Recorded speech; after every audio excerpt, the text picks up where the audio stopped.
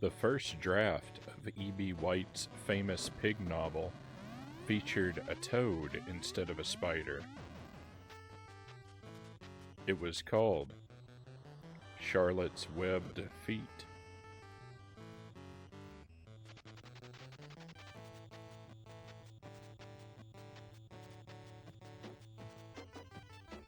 Welcome to the stream.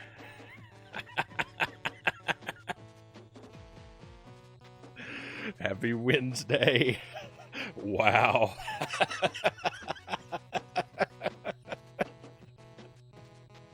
Thank you. Thank you for being here, my friends. I hope you're having a wonderful night. What a joke to start February off with. I just noticed I didn't update my start screen. It still said it was still last month's screen. Lucid Jelly is first in chat tonight. Thank you, as always, for the resub, Jelly. 21 months. Is that even right? It is right. It is right. Remember, actually, it's not right, but I don't know why it's not right. But remember, we couldn't take subs for the first couple months of the stream. You have to reach a certain threshold before you can accept subs. So the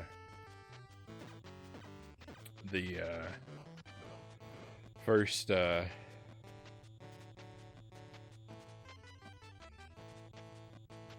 the first 2 months wouldn't be first few months wouldn't be counted, and then for some reason you're a month behind. You're a month behind cows, and I'm not sure why. It seems like just last year. Conga is here as well. Thank you for being here, Conga. I'm glad you appreciated the joke, or at least had a response to it. And Kiwi the Fruit, thank you for joining us. It's good to see you again. I hope you're having a wonderful Wednesday. First in chat, yeah, on my screen, Jelly was first. She dropped in some emotes. Conga's got some Hank of the Hill emotes, and your highlighted message was the third unique message I got.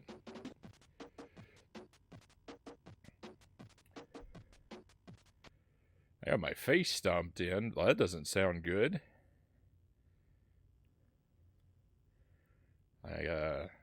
I wish you a speedy recovery. Oh. In Elden Ring. Okay, thank goodness. I'm fine in real life, thank goodness. That message was quite alarming.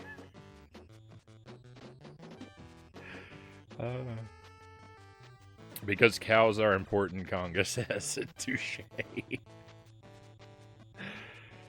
So no Taz tonight. We're free of the curse of Taz, kinda. I do have to play the Super Nintendo game again at some point. I can't let it go undefeated forever. I'll have to attempt it again. But we're free of it for now. We're just going to play Battletoads for the first half of the stream. Give it maybe 2 or 3 hours worth of attempts. My continuing quest to beat Battletoads for the first time. And then we'll switch to the Minish Cap at some point and finish out the night there.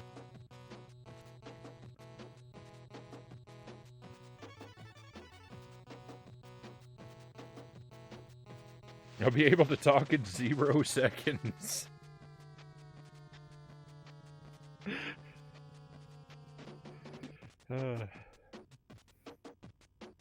When you sync up perfectly with the cooldown timer, you get the most amusing errors.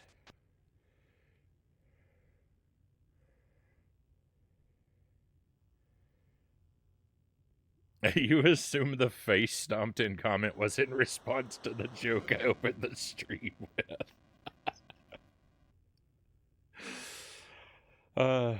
I have to tell you, here's some behind the scenes information.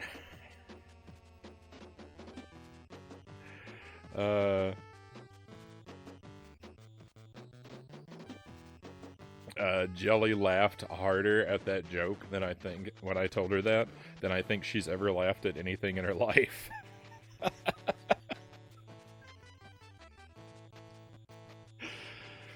It was the most sudden, violent laugh that I think I've ever seen come out of her.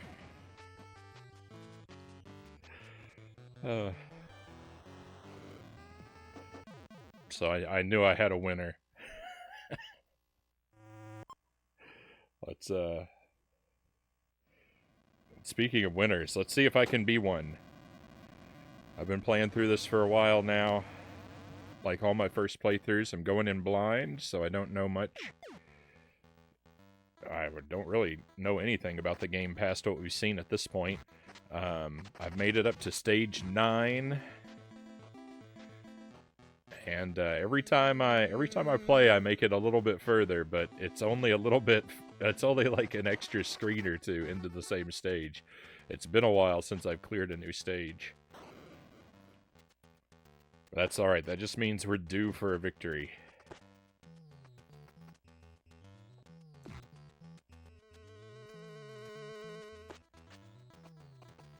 I watch in silent judgment. Thank you very much. Silent judgment always appreciated on this stream.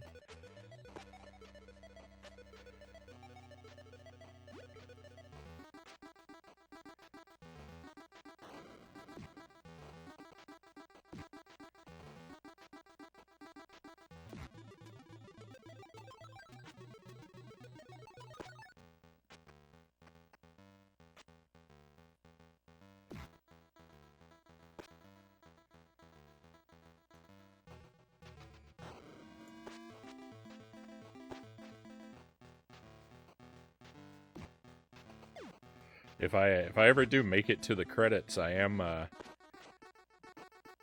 ready and willing to accept a grade of my performance.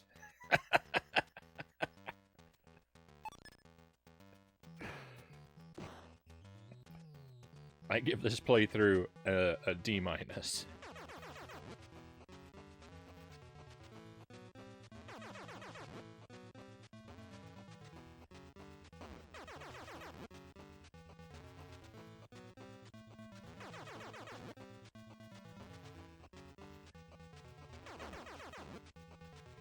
It looks like my Toad is wearing knee pads and elbow pads in this scene. Does he always wear those? He does. I've never noticed. I never noticed his sports gear.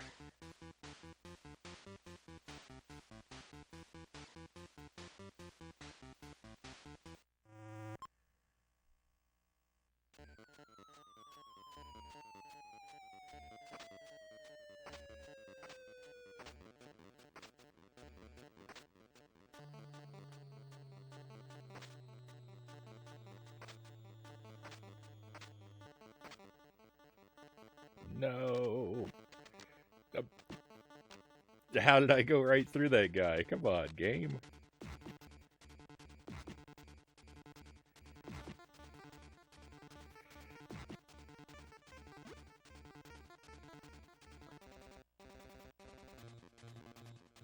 Just pads. I guess the turtles are the Ninja Turtles are basically of the same aesthetic, so it makes sense.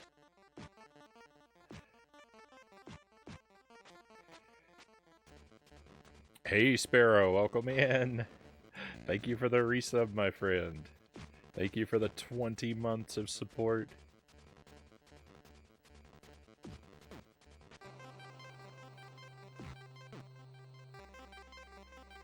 And hopefully many, many, many more months of excellent friendship and fine company.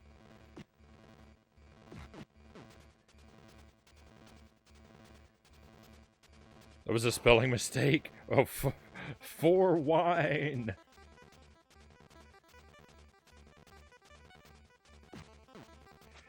Thought you were just celebrating the new month by raising a toast. Let's try it again, Frownie.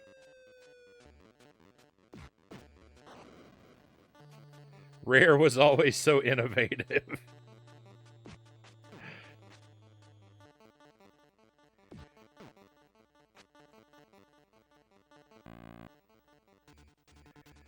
Hey, with Battletoads, they made the better version of with Battletoads, they made the better version of the Ninja Turtles. With the GoldenEye game, they made the better version of GoldenEye. With the with Banjo-Kazooie, they made the better version of Mario 64.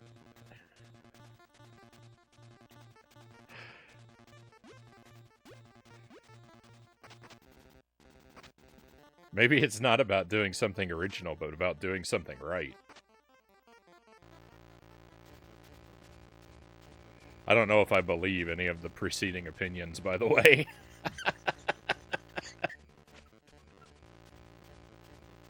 I'd have to think about those.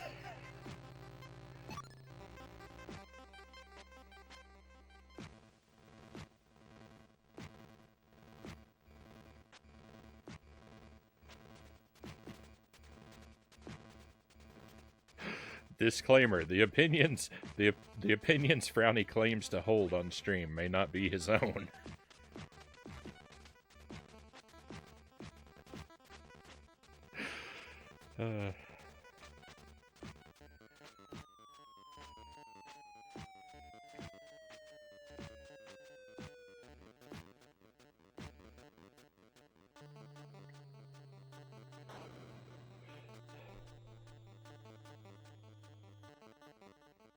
Even though I'm wrong, I feel like the shells are closed for the turtles.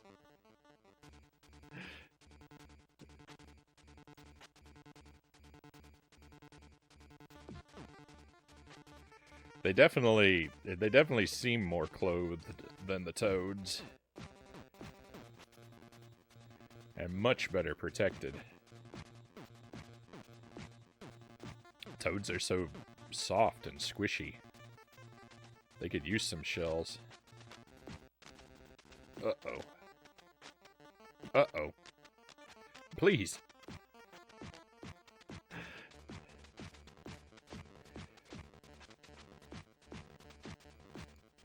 I'm raising a toast of cough medicine. I seem to have woken up with a cold. Oh no.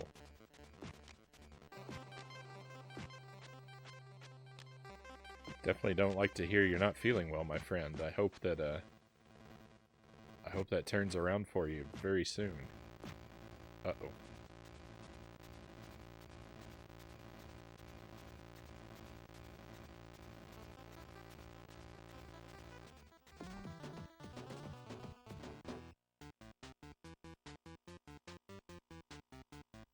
I'll always love them for Donkey Kong Country.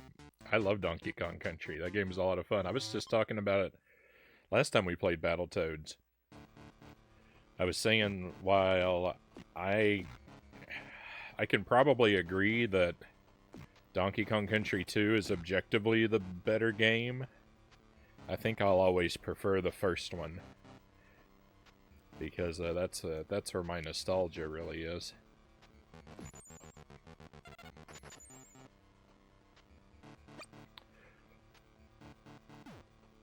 Oh, but I was praising Donkey Kong Country because it's like the only game where the bouncing platforms, the tires that you bounce on in Donkey Kong Country, are consistent and reliable and not frustrating. Hot takes tonight. I blame the weather. We've gone for 100 Fahrenheit days to 60 Fahrenheit days back up to 100, and today it's raining. That's some pretty wild swings. Teenage Mutant Ninja Toad Shells.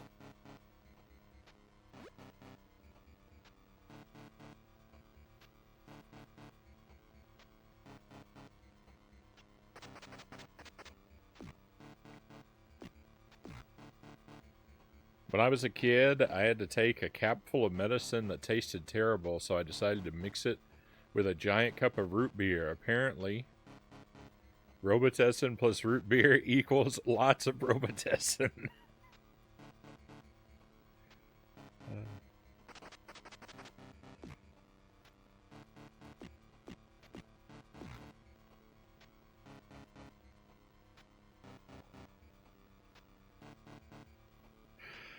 If it but just think if it were Dr. Pepper, you wouldn't have even had to add the Robitussin to make it taste like Robitussin.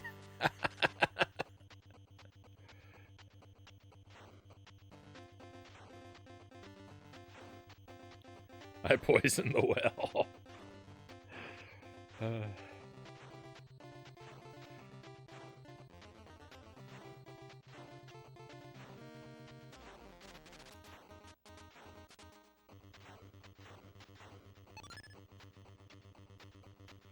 This was 7-year-old logic at its best.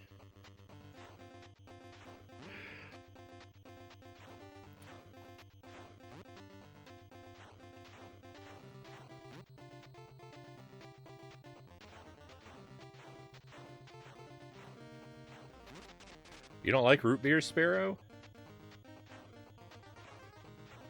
I was gonna say, did you want it to taste better or worse?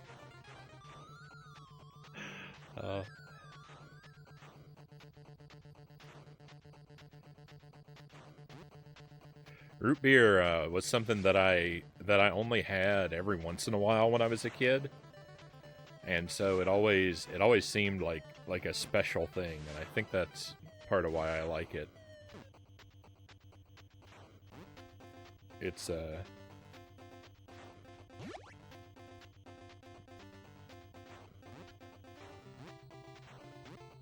its elusiveness.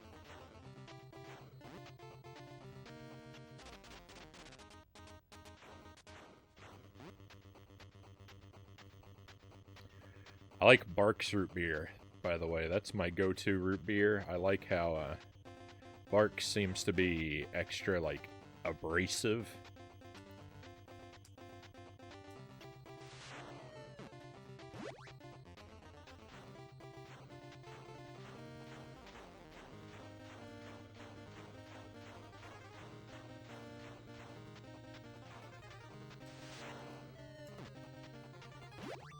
Same reason I like, I prefer Coca-Cola over Pepsi. Personally. I mean, really, when you get down to it, all colas are really close to identical. So, like, if I if I'm at a restaurant and I order a Coke and they bring me a Pepsi, I probably might not even notice. And if I did, I certainly wouldn't care. But, if I'm picking out something, I'll aim for a Coke over a Pepsi because I like how they're less sweet and more abrasive.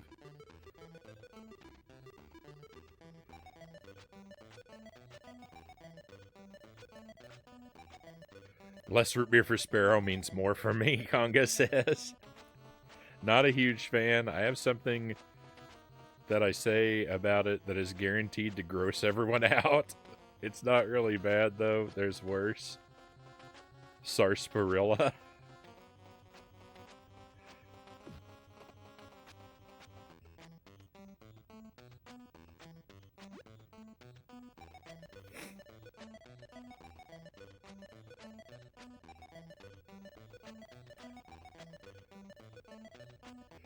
Frownie just likes the root beer mystique.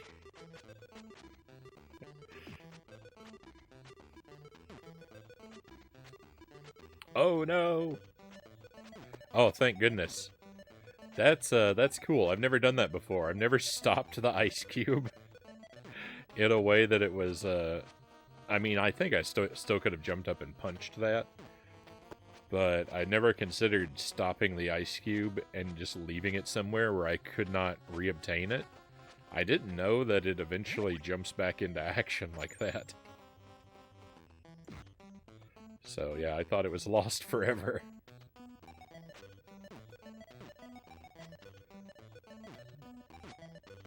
If I didn't punch it off the previous floor.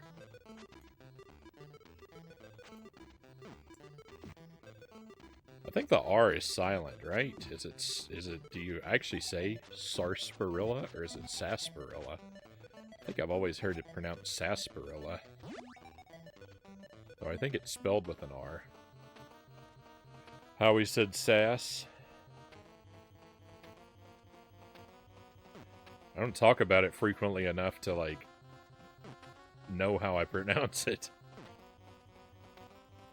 I always thought it was just another word for root beer. Yeah, that's kind of what I thought of it too. I think it's supposed to be really similar.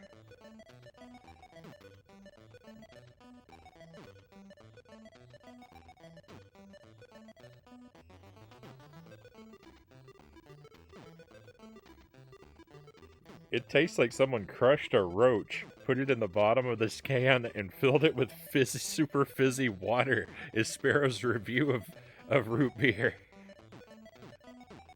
Gross.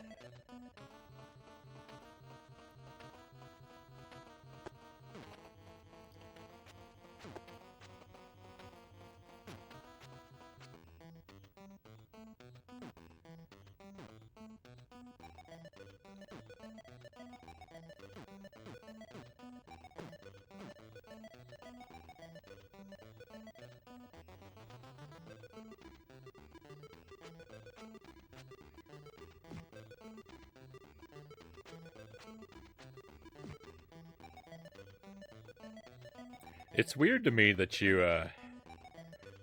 it's odd to me that someone can like coffee and not like root beer. Because, not that they taste the same, but it's like they have a very similar principle of like taking something that's like bitter and not super delicious and sweetening it up until it's palatable.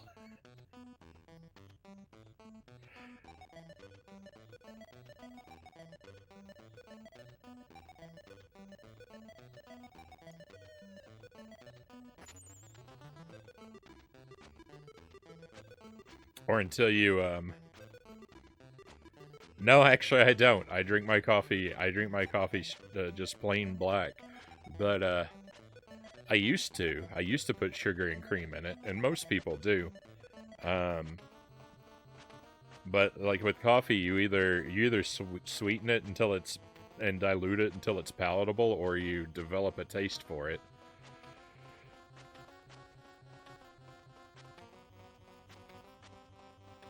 But I don't think people often react positively to just... If the very first time you have coffee, it's just plain black coffee, I don't think most people would react very positively to that. I think you have to like warm your way, and you have to develop the taste. Hey Doe, good to see you again. Welcome in. Try Vegemite. I would be interested to try Vegemite at some point. I was saying I wonder if I can find a really spicy version of Vegemite so I could add it to my wheel.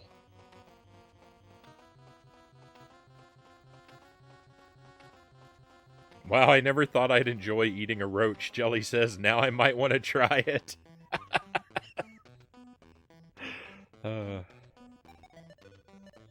You could probably get some chocolate-covered ones. This is probably the most anyone has talked about sarsaparilla in 20 years. Yeah, how do you know that comparison, Conga asks?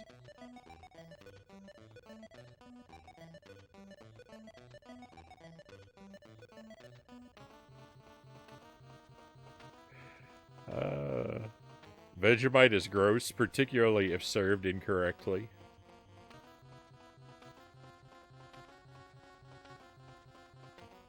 Jelly says, might I help by reminding everyone that I am a pineapple on pizza person?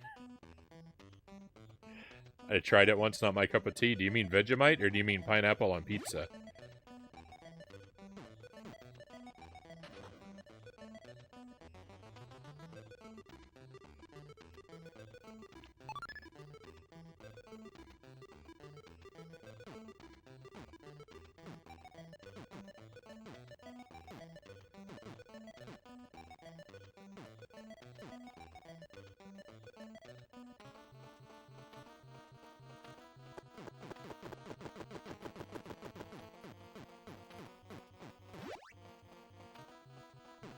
I always drank my coffee. I always needed a lot of sugar and and milk or cream in my coffee. Until one of my friends got me into pipe tobacco, which, by the way, don't smoke. It's bad for you. But when you first start smoking pipe tobacco, you tend to start off with very sweet tobaccos, usually ones that have been artificially sweetened and flavored in some way.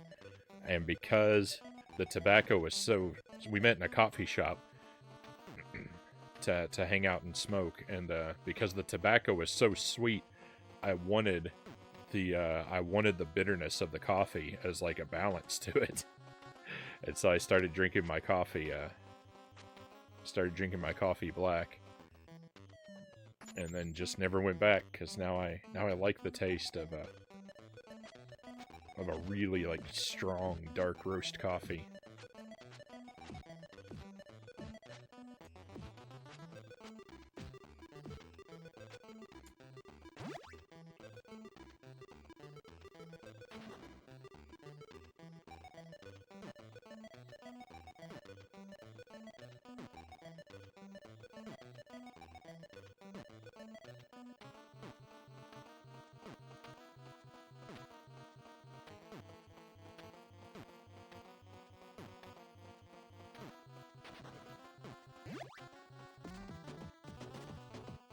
You're talking about Vegemite. I love pineapple pizza too.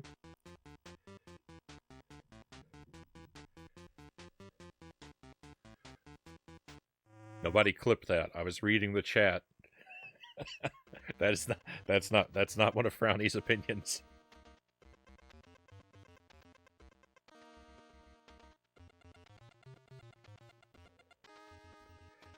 I tried pineapple on pizza. I tried it. I can't take it. Even if you get a pizza that's like half pineapple and half not with pineapple, the juice like leaks over onto the other side, and that's enough to ruin it for me. I can't do it.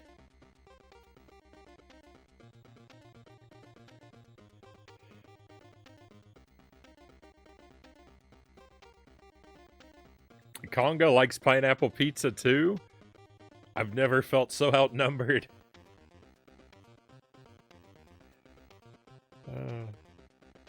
The truth is, there isn't much I hate food-wise, Sparrow says. I don't hate root beer. It was funny to say what I thought, but I'd probably still drink it if it were rude not to.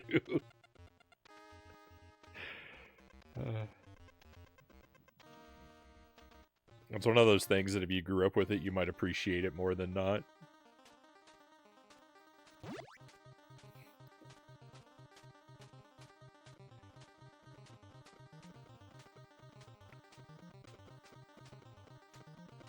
Well, you see, the thing is, I'm perfectly happy with people hating any food that I love. I'm perfectly fine with that. You won't hear I might playfully rib you a bit, but you're not really going to get any criticism out of me, because, like, I hate 90% of all food, so I have no grounds to talk. Will this be an extra long Battletoads stream? We're gonna do Battletoads for probably 3 attempts. We'll probably play it for about 3 hours before we switch over to the Minish Cap. And people hate food I like more for me, Mile High Roll says. And welcome in, Mile High Roll. Happy Wednesday to you.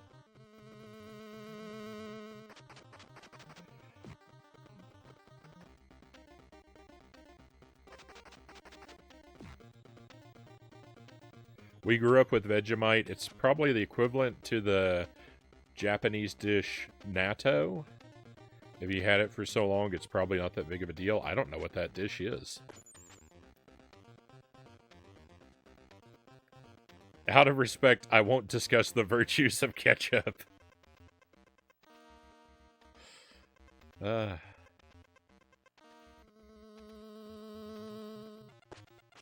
mean,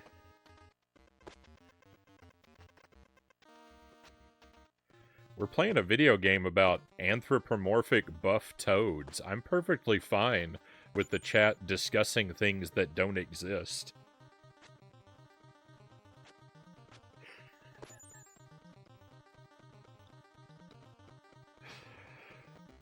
Welcome in, cows. Happy Wednesday.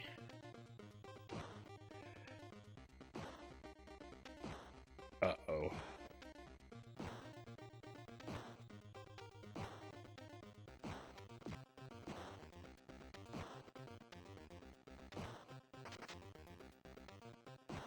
You don't like ketchup? I have a dread terror of ketchup, Mile High Rule. I have a phobia of ketchup. In the clinical sense, I have an irrational fear of ketchup. I can't stand to be around it.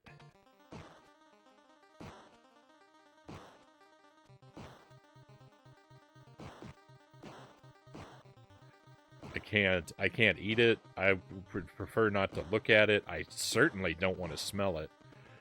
I don't want to sit at the same table as ketchup. Ideally not in the same room as ketchup. I can't take it.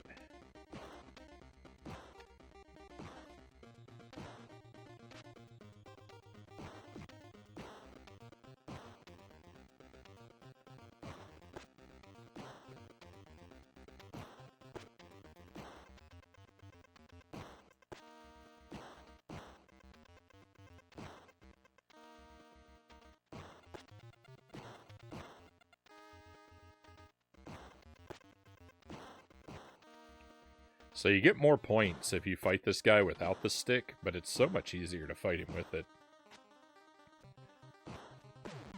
I'm fine with going the easy route. Alright, natto, that is an experience you need to watch on YouTube someday. It's essentially a traditional Japanese food made from whole soybeans that have been fermented. It's often served as a breakfast food with rice. Might be kind of rough to get into from an outsider's perspective. Hey, Chozo Brain, welcome in. Ooh.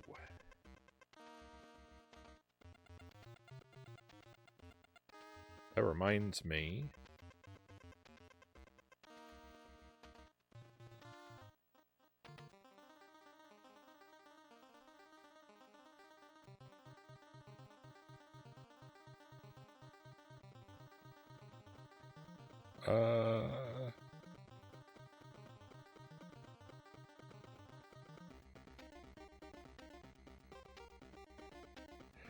I can't type.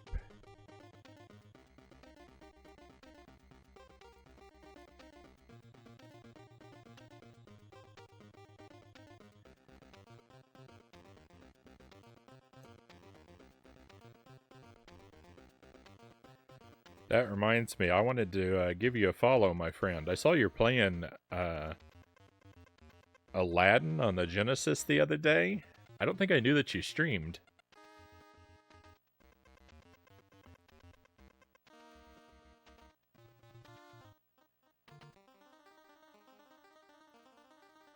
I popped in for a while, but I was being sneaky. I didn't want to follow you at the time because I didn't want to announce my presence since I couldn't hang out very long. But how do you like the Genesis Aladdin compared to the SNES one, if I could ask?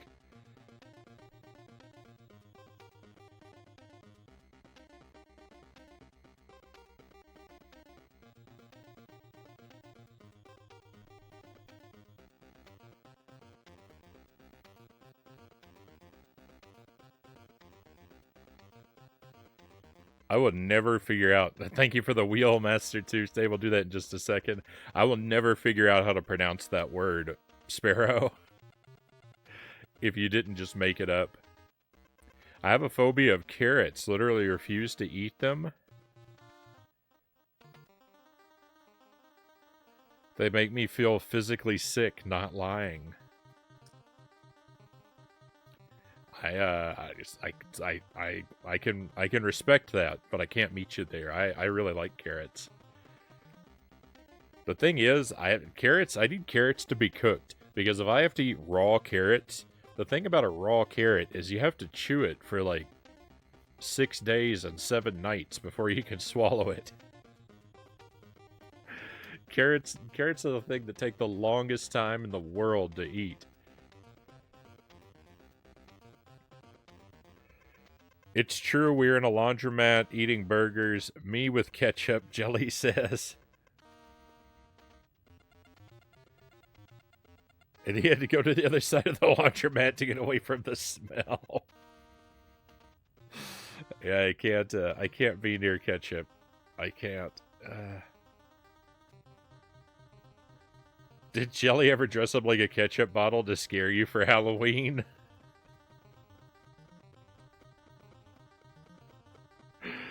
Not a bad idea. I think if we're gonna have a fright war, Jelly, I think I could come with a lot more destructive ammunition, costume-wise. Carrots are evil. They're Satan's earplugs. I love the description. Full disclosure, I have never tried natto and never intend to, Sparrow says. The soybeans are fermented and look as though they're covered in stringy cheese. That's not cheese. Yeah, I don't know. If we remember, we should ask Bell or Jeff if he's ever had it, if he drops in sometime. I like carrots, but love your description, Jelly says. I don't promote myself on other people's streams. It's rude. Yeah, agreed. But you were in my, you came up in my recommended, the other day when you were playing the Aladdin. That's what I was like, oh, I need to give Chozo Brain a follow. So make a mental note. But I was just there for a little while you were in the prison level, which I think is one of the better looking levels of the game. Genesis Aladdin is a good game, better combat, more bosses, though I like the platforming in the SNES version better. I am a SNES Aladdin guy all the way. 100%.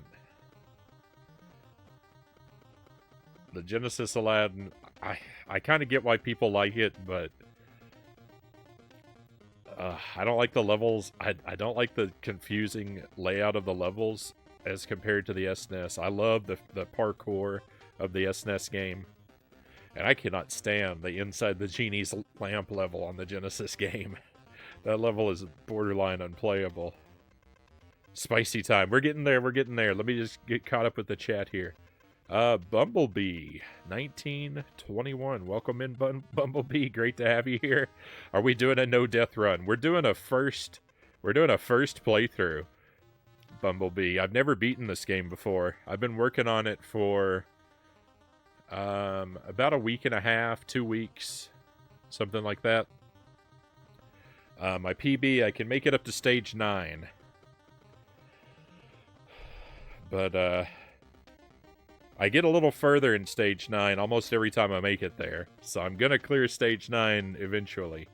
But yeah, I'm doing a first playthrough, doing it blind, just learning the game the slow, ugly way. It's fun. There's a couple parts that are really frustrating. One of them's about to come up. That's why I'm hanging out, not doing anything, and just chatting. Because I'm right before an annoying section, so I figured this was a good time to catch up with everybody.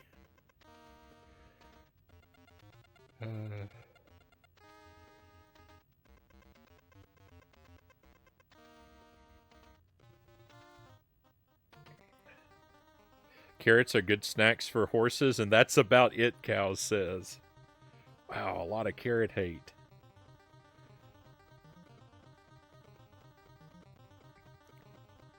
If it's like coleslaw, I can deal with carrots. I can't eat coleslaw because I can't eat I can't eat mayonnaise or whatever they put in it. All right, excuse me just a moment. We're gonna switch over to the big camera here and spin the wheel.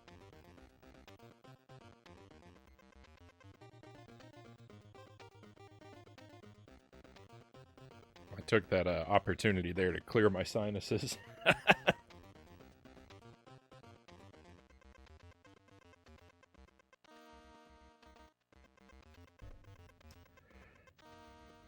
Alright, so I'm still a little bit behind here. Thank you for the shout out. No problem, Chozo Brain. I hope I'm gonna get to drop in and not just be a sneaky lurker in the future. Hopefully I'll catch you when I have more time to hang out and chat when you're live. I love the story about him running away from the ketchup smell. Is there a specific brand of ketchup that scares you the most? No, it's all ketchup. All ketchup is equally terrifying to me.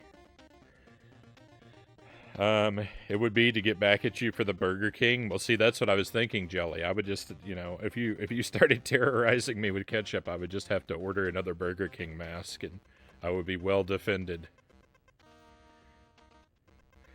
Frownie won't get near enough to ketchup to notice the difference between the brands.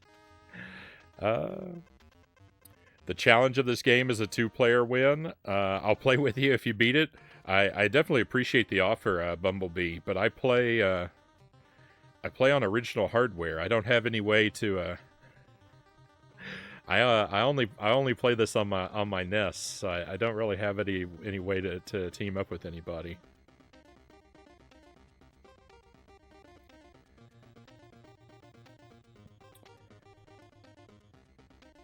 I'm kind of a Luddite. I stick almost exclusively to the old consoles and the big box CRT and everything. Yeah. The condiments, with the exception of hot sauce and some like barbecue and steak sauces, most condiments terrify me. No mustard, no Miracle Whip. No horseradish, no relish. Okay, I can come over to your house if you beat it.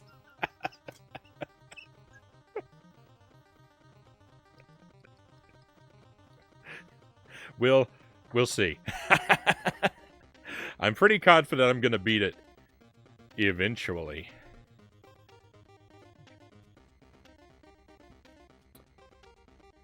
The only thing I can't eat is cantaloupe and honeydew melons. All right, I think I'm just about caught up. Let's spin the wheel. I'm making Tuesday wait forever. Happy Tuesday to you, Tuesday, by the way. So let's see. There are 5 hot sauces on the wheel, various heats. I'll sample generously whatever it lands on. Ghost pepper sauce it is. No truffle this time, Tuesday. This time we've got the ghost pepper. I think I'm ready for it, though. I think I'm ready for it. We had a pretty spicy dinner. I had pasta and red sauce for dinner, and my red sauce is pretty spicy, so I think this won't be a terrible increase of heat.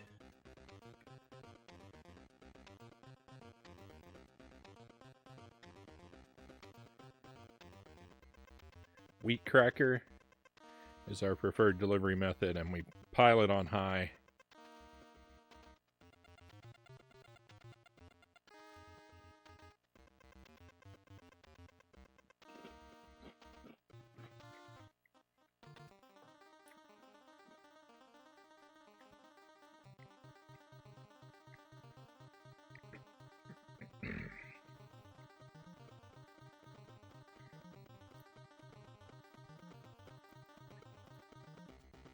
Ooh.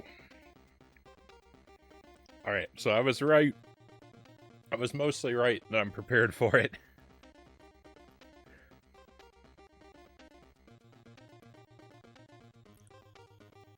I don't know if you remember, since I messed up my tooth last year.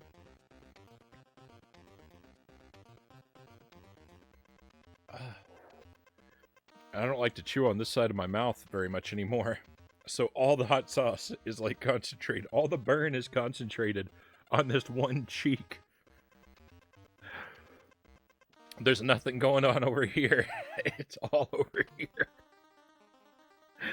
It's so weird.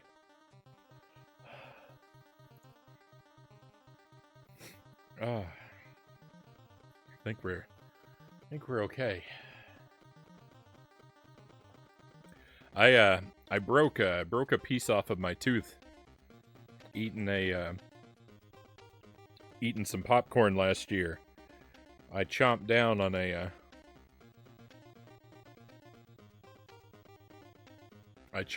an unpopped kernel just right, and a piece of my tooth broke off. You could, go to the dentist. I did go to the dentist. What are you talking about? We went together, thank you very much.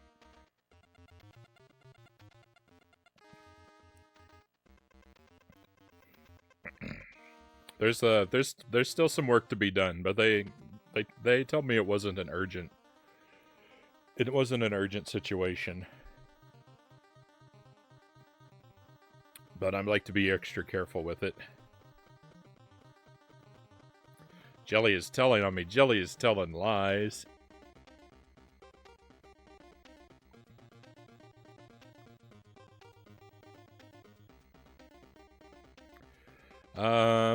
Frownie, is there an experience that made you dislike ketchup? I was just reading more about that phobia, which I didn't make up the name of, and the person explained why they don't like it, and it almost had me on board too.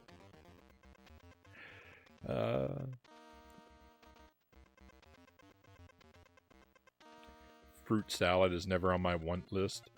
Is the truffle sauce growing on you? Not yet, Mile High Roll. I haven't had it that much. I don't particularly like the truffle sauce, though. I'm open to the idea that it might grow on me, but my initial reactions are pretty negative. It's definitely a weird, unique taste. But we'll see.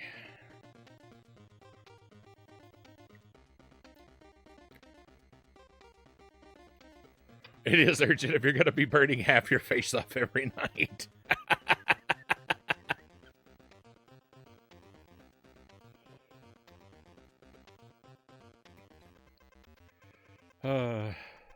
Jelly makes a good point. I third this. Everyone's beating up on me. It's time to switch to emote-only chat.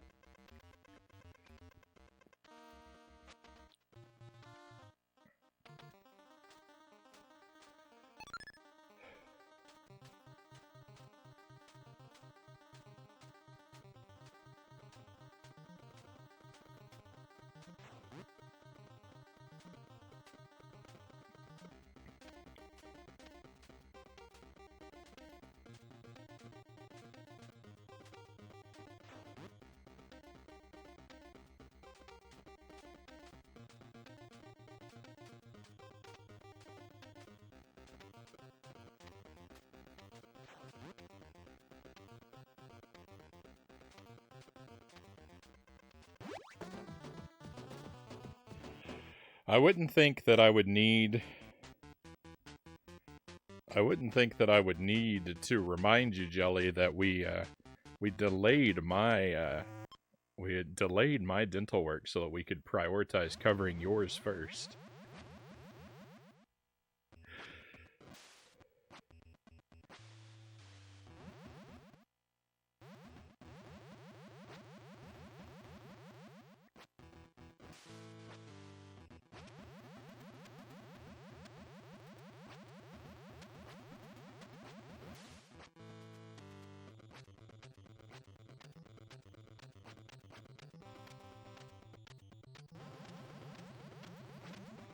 Don't punish me for my nobility.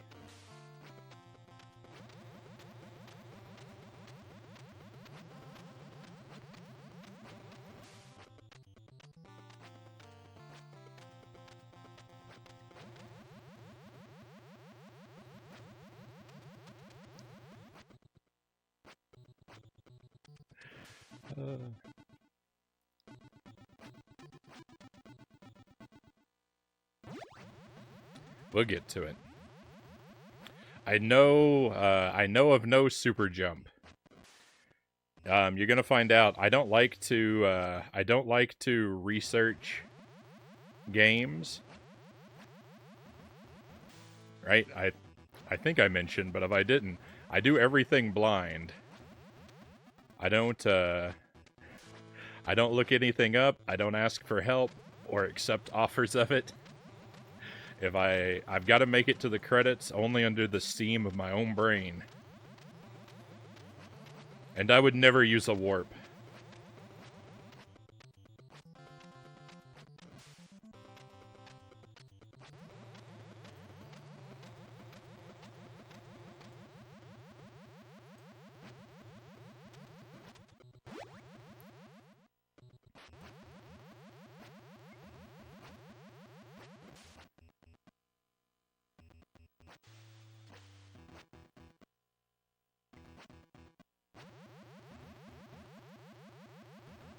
I'm not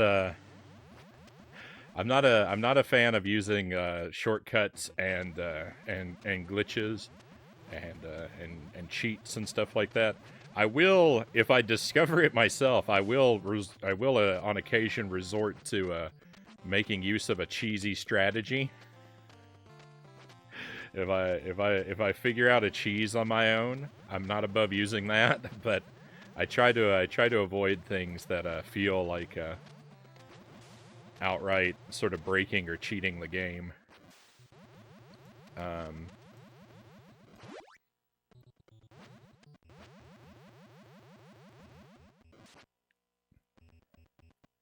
I like to try and approach the challenges on their own terms as much as possible.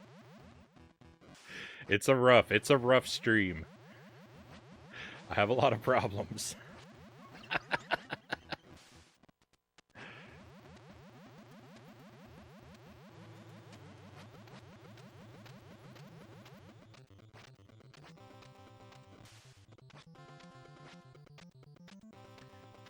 Oh, it's ridiculous.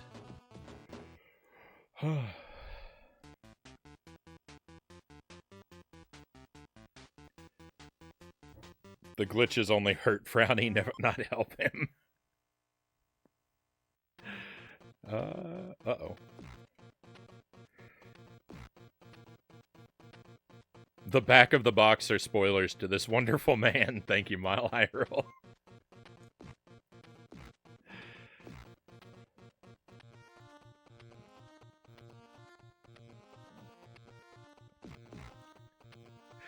There's a good bet that if you don't see me do something, it's because I don't know it.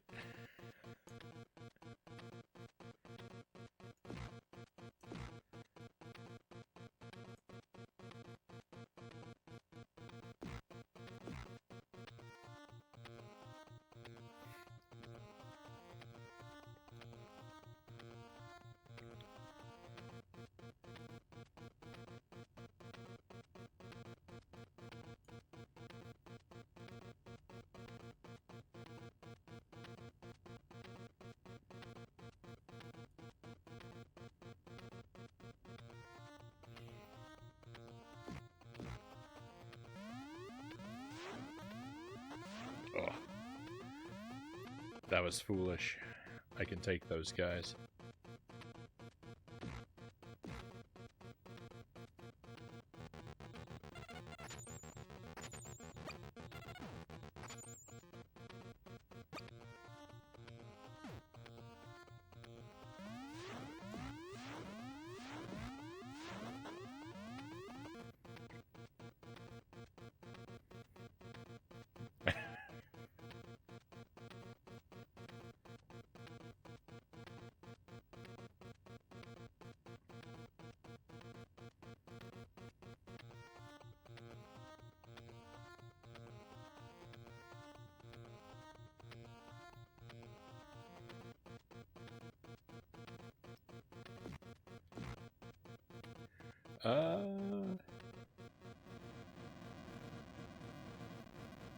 Thank you, Cows. Yeah, try not to educate me about any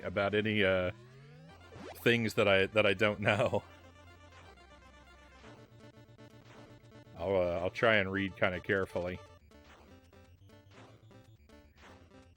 Even if it's something that I'm not likely to discover on my own, I still, I don't want to be told about it.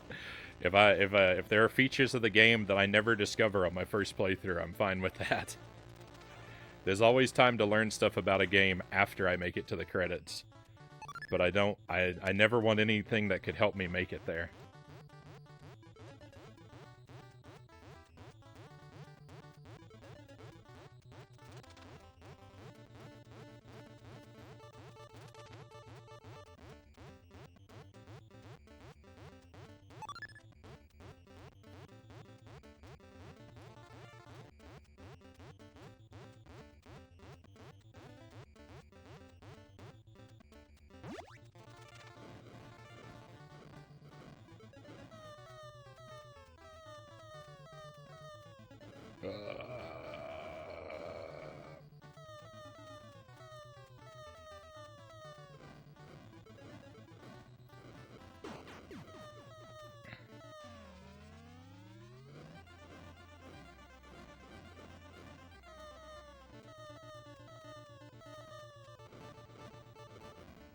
Whoop, whoop.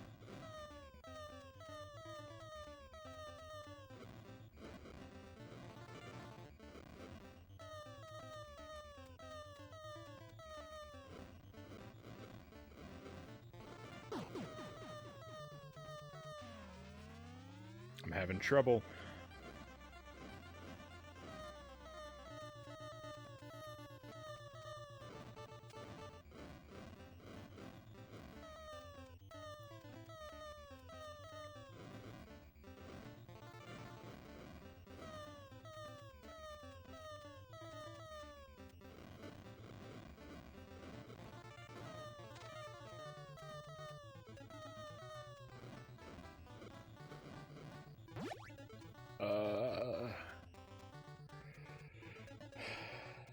What's next? Oh, yeah.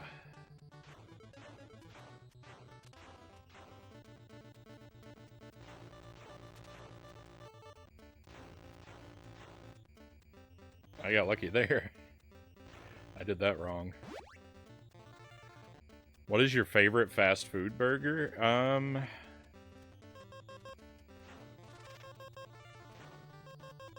I don't know. I guess it would just depend on my mood.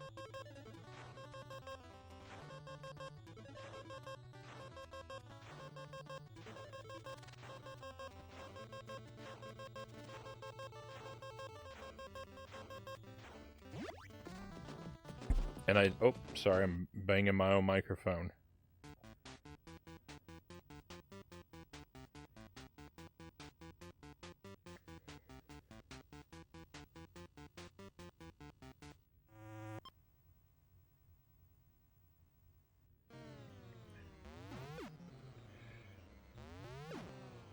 I know the answer, plain and dry, Jelly says. Yeah, I'm not a big fan of, I was never a big fan of the Whataburger burgers. I guess, like...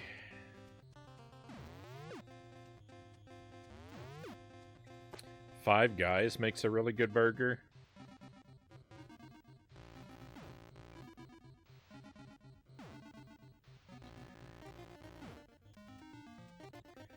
If I could only have one, like, chain burger ever again, maybe I would go with Five Guys.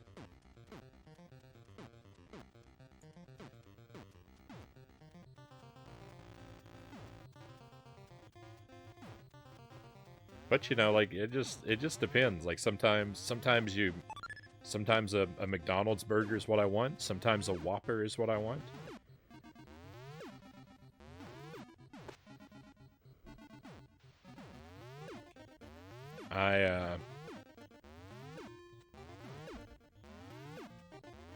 Bacon Deluxe from Hungry Jack's, Aussie Burger King. Sparrow agrees. Ever had Good Times? I haven't. What do you have on a burger? I usually will have bacon and cheese. Oh, my coffee's here. Excuse me a moment, my friends.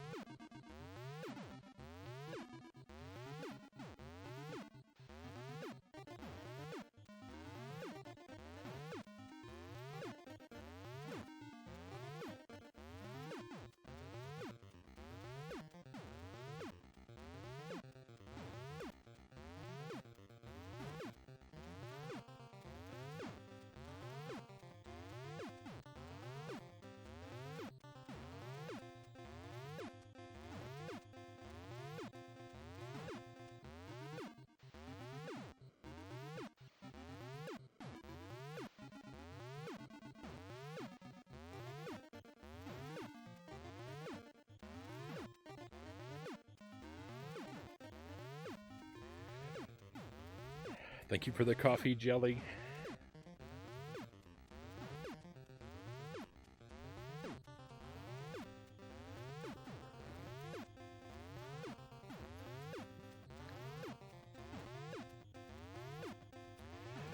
Although a good old Whopper is nice too, Sparrow says.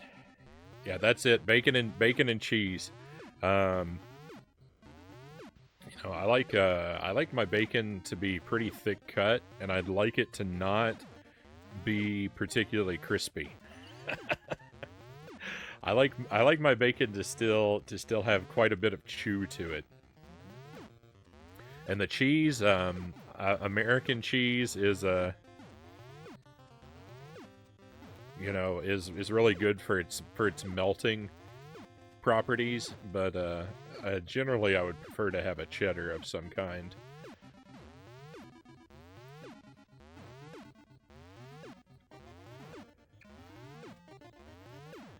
Did the cat bring the coffee to you? Carl's Jr. Carl's Jr.'s good. One of the best fast food burgers that I've ever had was actually a Dairy Queen burger. But from one particular Dairy Queen, there was one Dairy Queen in Houston that we would go to on our lunch break sometimes, and they had a really delicious triple. It was a triple burger. Had three patties with cheese and bacon, and it was so wonderful. I don't know why it was so different from every other Dairy Queen burger that I had.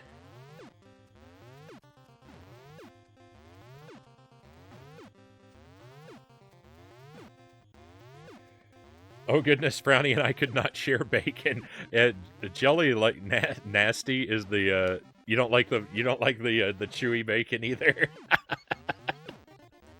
That's all right. More for me. Jelly doesn't like her bacon how I like mine either. She wants her bacon to be like really crispy, and it just seems dried out to me at that point. It's like a well done steak. It's too much. It's too far. I mean, don't get me wrong. I don't want my bacon to be undercooked, but I want it to still be pliable. Hey, Sir Rack of Lamb. Good to have you here, my friend.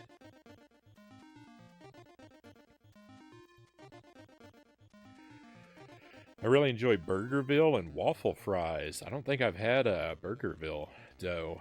That's unusual to me. It sounds unknown to me, rather not unusual. Carl's Jr. is relatively new here, at least in South Australia, Sparrow says.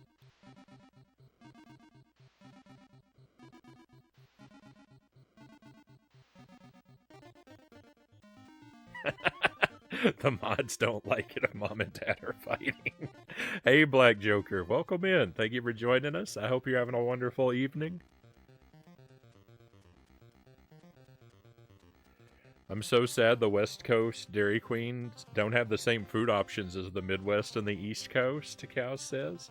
I didn't think about that.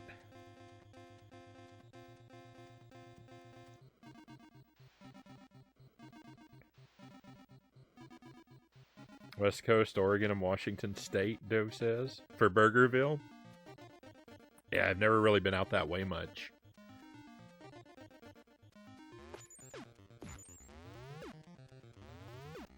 I might have gone to California once as a small child, but too young to remember the trip.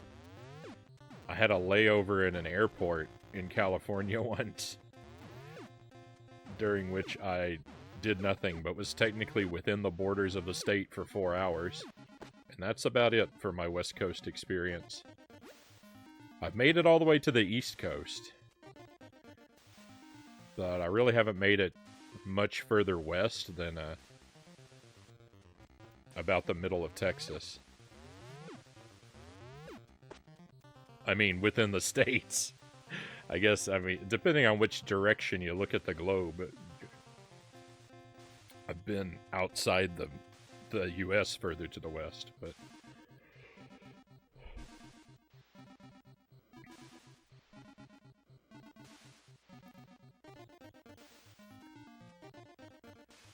I know the Dairy Queen here doesn't have steak fingers like Texas. Oh, I don't know if I ever had their steak fingers. I might be missing out on that. Oh, how could I live in Wisconsin and forget about Culver's? Culver's makes wonderful burgers. There's where I would go. Forget about Five Guys. I'll go to Culver's.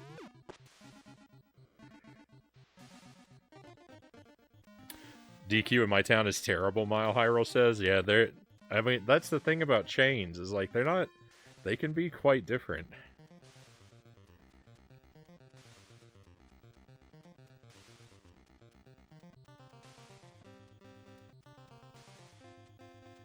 Hey, Zelda Dude.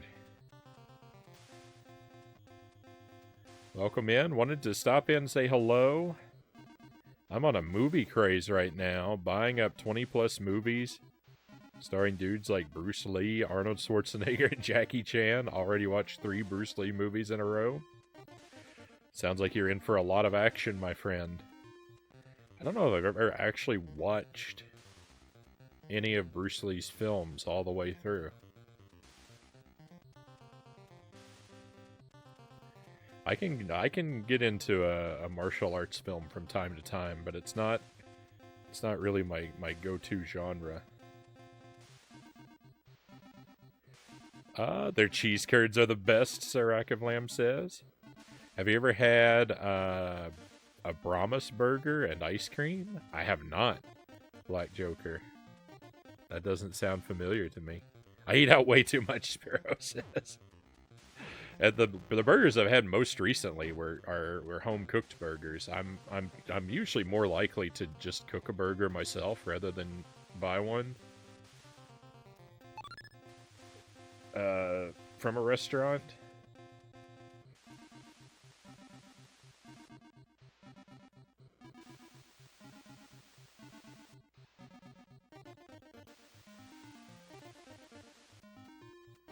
No, I haven't seen. I haven't even seen Enter the Dragon. I'm not the biggest movie guy in the world, though I am more likely typically to watch something older rather than something newer. So since since Bruce Lee's work has been around for quite a while. It's not impossible that I'll get to it, but I just haven't. Fast food for the win. Freddy's has really nice frozen custard too. Don't know that I've had Freddy's. There's a lot of chains. There's so many chains that I've never had. I used to do martial arts every day as a teenager. I'm used to that kind of lifestyle, Zelda Dude says. Right on.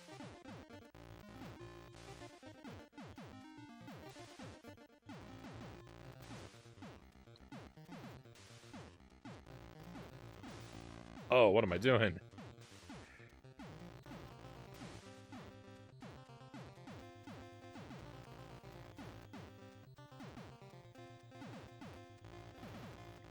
My real-life martial arts experience is quite limited.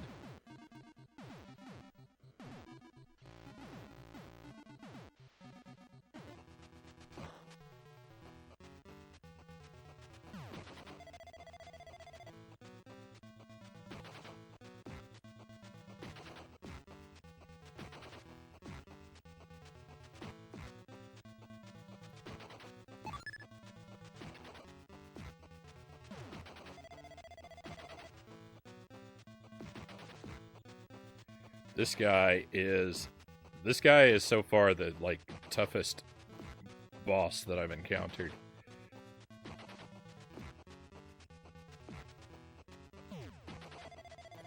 I think he's just a matter of practice, though. I'm pretty sure once I've fought him enough times that it's going to be really easy to fall into a pattern where I'm just kind of stun locking him a whole lot.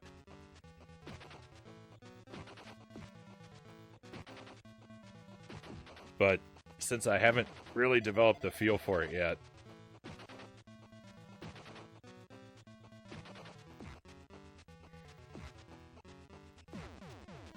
yes, that's actually the smoothest. That's actually the smoothest victory that I've had against that guy.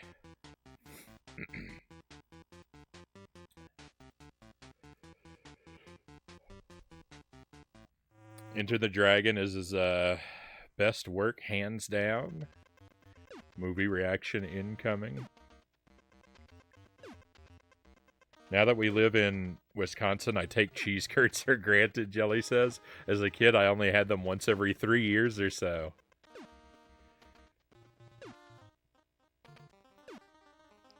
I don't think I've, this guy is a pro.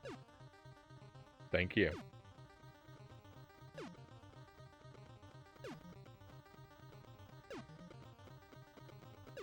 I'm not a fan of burgers in general, if I'm honest, Cal says. But as a Californian, I feel the obligation to be obnoxious about In-N-Out. Burgers are important.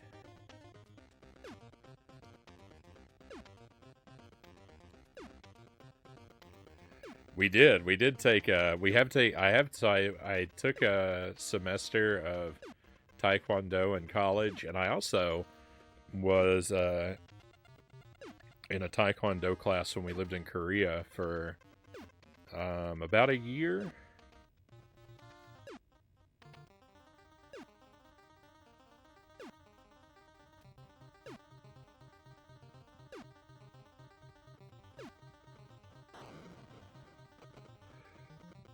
That's my very limited experience.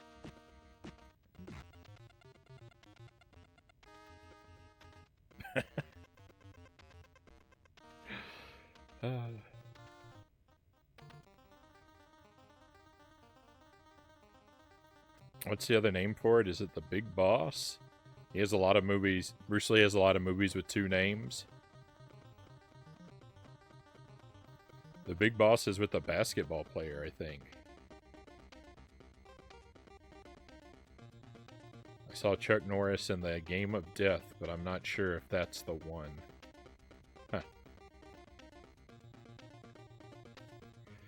I first had Culver's in southern Utah, and I had way too much of their cheese curds. I think they may have changed their recipe recently. The place I was at was not as good, but still gave me an extra pound or two.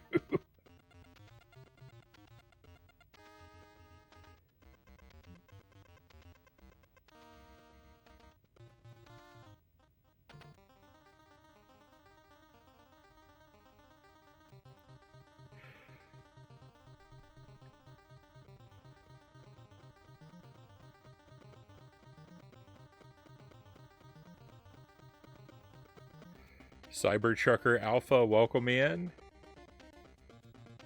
Oh, this is what you want me to do.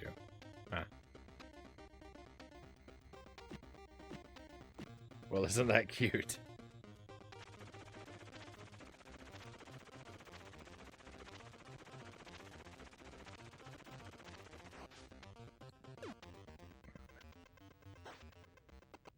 Oh, I thought I was safe. All right, I need to focus up here.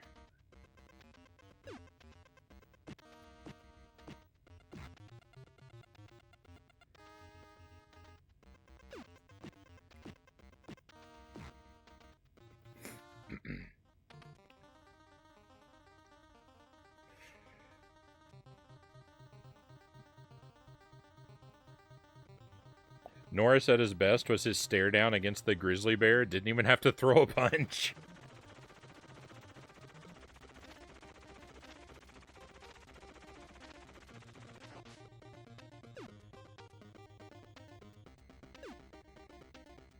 Game of death is with the basketball player. I am woefully unequipped to contribute to the Bruce Lee discussion. I'll just have to follow along.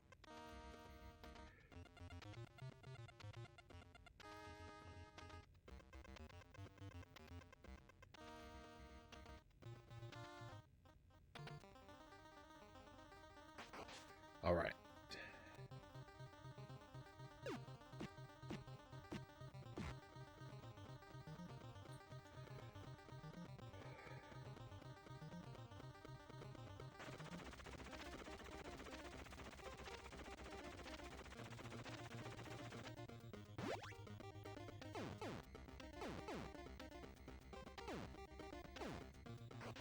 No. No. I got turned around.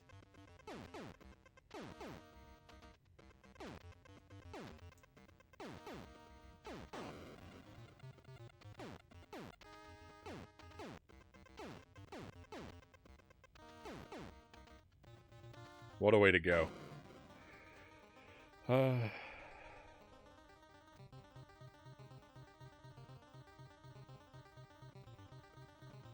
You should tell them about your sparring matchup in Korea.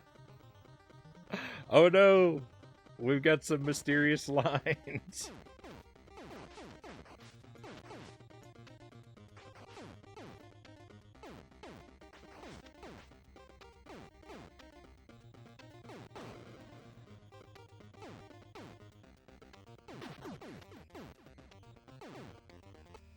I don't know what there is to tell, Jolly.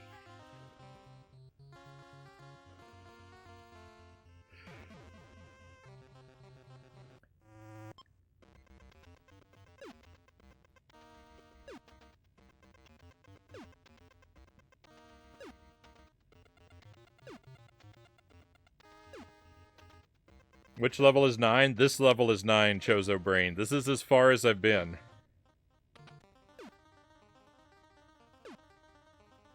It's the face from Nick Jr. He's a chef now. Oh, my Agent Frownie? Yeah.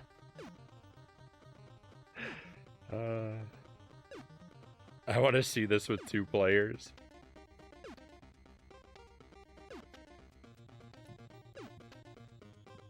The Agent Frownie does look a lot like Face.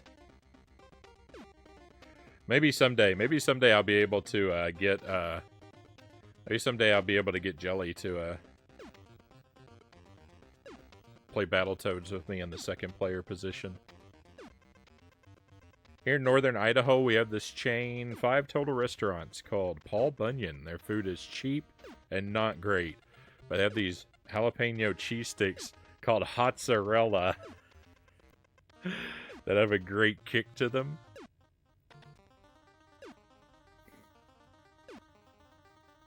That's a pretty good name. For me, it was the snakes. No way I was getting past those snakes. The snakes are alright. They take a lot of memorization. This level needs a paddling. So I've never really gotten into emulation. There's a couple reasons. One, I got into retro collecting really early on, so I built up a pretty nice physical collection when it was all cheap. And I'm really attached to the feel of the old hardware, and I haven't really tried very much to be fair, but I've never found a setup that feels quite the same. I like the old controllers, and I don't like retro games on a modern TV. The refresh rate difference causes a lot of input lag, and I'm really picky about that. I can't get used to playing a retro game on a flat screen TV.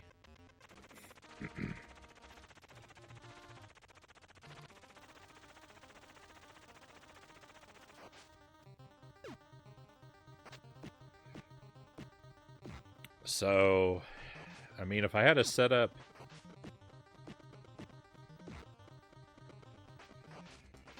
If I had a setup that let me connect my retro... If I had a setup that let me use my computer as a console between an actual retro controller and a CRT television,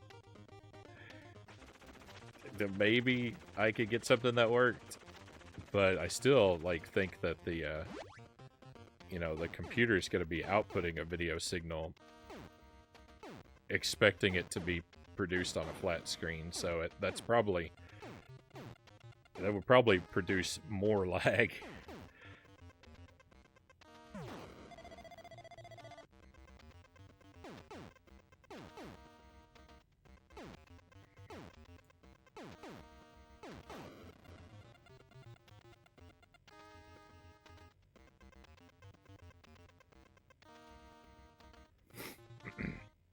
I have played this before. Stage 9 is the furthest I've made it.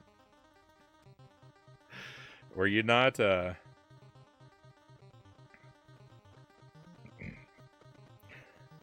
don't think you were listening before. I've been playing this for about 2 weeks.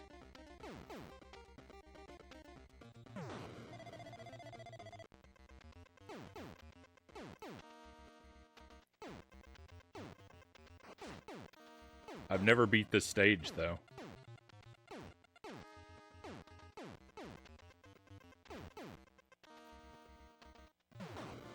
Why am I missing that? Why am I missing that?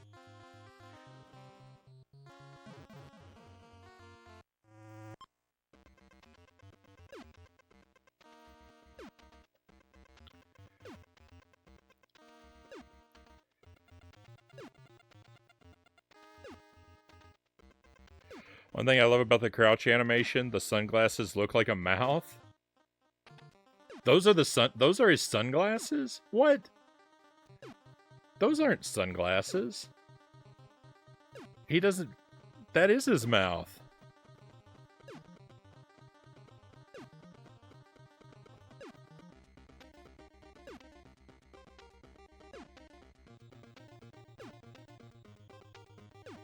Because when he stands up, where do his sunglasses go then? He doesn't have glasses when he's standing. So why would he have sunglasses when he's ducking? I think that is his mouth. Hey, Saimedo, welcome in.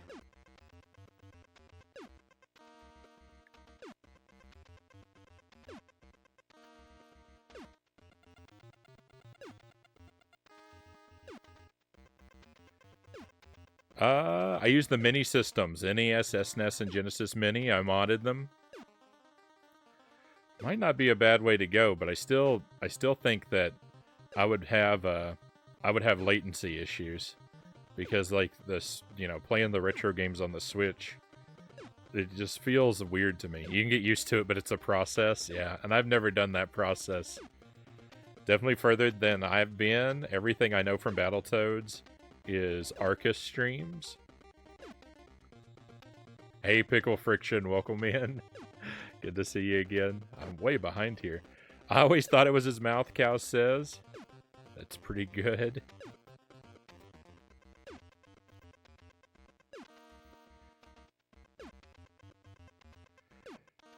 Do you have to run a splitter? One to the TV and the other to the computer. I run mine to the internal capture card and from the capture card to the TV. No, the TV, I run the signal through the TV. So I've got composite in from, so the signal goes from the NES, composite in on the television, composite out of the television into the capture card. For HDMI, for when we do Switch or Commodore 64 Mini, when I'm using those, then I use a splitter. But no splitter for the composite consoles.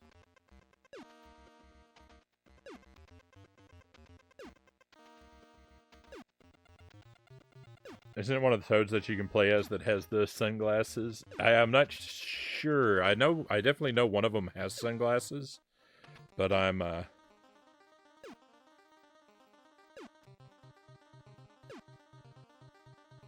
not really familiar with the characters in the lore yet.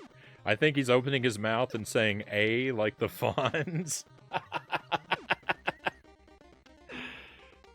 Rash has art in the glasses. Has glasses in the art, but not the game. If I had the money, I would have real hardware and actual carts. Yeah, that's the thing. Yeah, I'm in a unique, lucky position. Like, I got interested in the retro stuff way back in the 90s when people didn't care about it, and you could get it sometimes you get it dirt cheap. About the end of I think about the end of the Nintendo 64 lifespan, around there was when I was like, yeah, I want some of that older stuff again. I bought an NES off one of my friends, and then I started scooping up whatever random games I could find.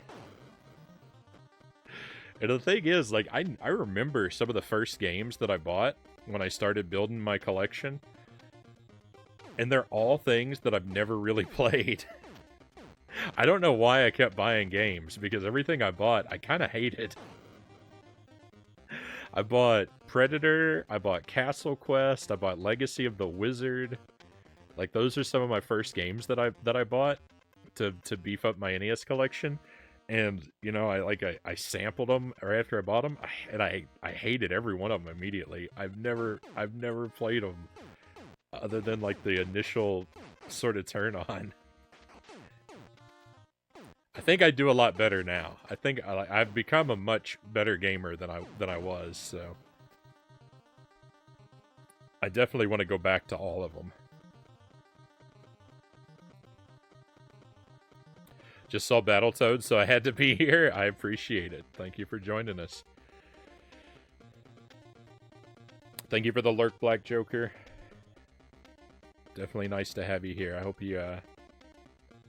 you enjoy yourself, and that we continue to be good background entertainment for you.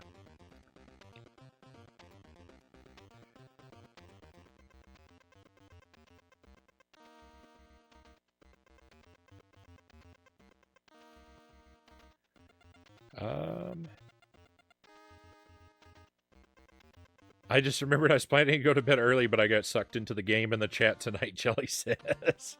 Jelly's up past her bedtime.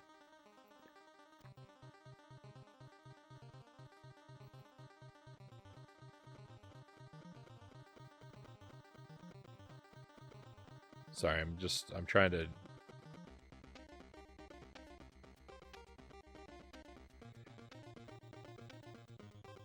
As I get older, I become a worse gamer, Mile High Rule says.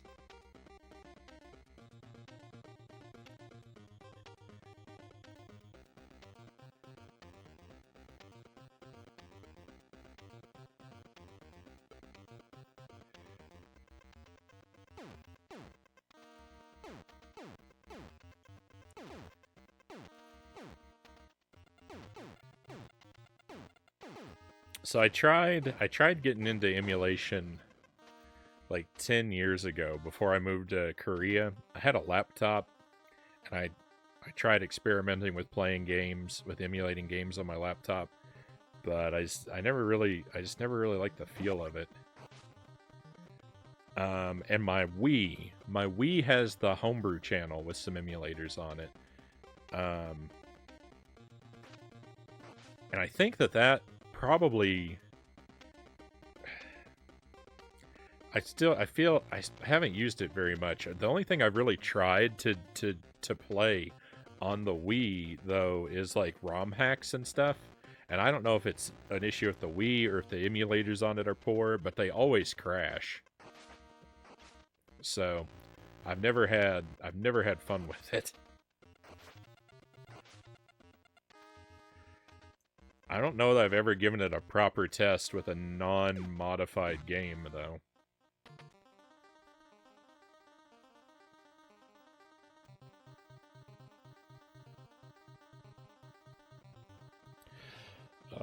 Yeah, this level is the worst for me. This is we're almost at the furthest point that I've ever been. I've been a little bit further than this, but not by much. Jellyfish can't sleep in land beds. Emulation has come a long way. I'm sure it has. Get a desktop PC. Well, someday, you know, maybe someday I'll have the money for that. We'll see. Even now, it's not quite the same as the hardware feel. I had the same problem on my Wii, mostly just with ROM hacks, as you said. It just hates them. Yeah, I tried a bunch of different like Mario World, Super Mario World hacks, and I must have tried like maybe 24 of them, but they would always have terrible performance.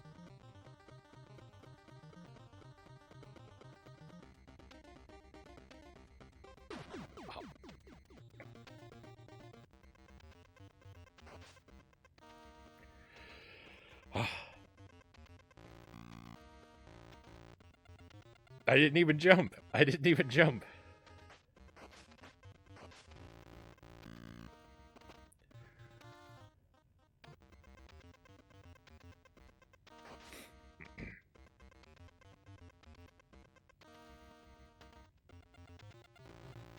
Mile says, I have over 600 gigabytes of original legally purchased games on my hard drive. Wow.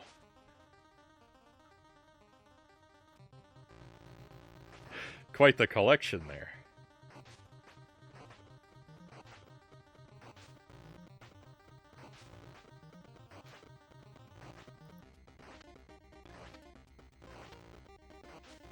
All right, let's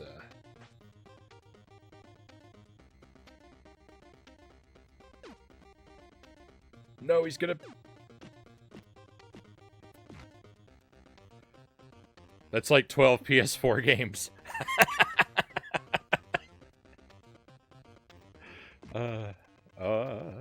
That was weird. Talk about performance issues. That felt very strange there. Oh,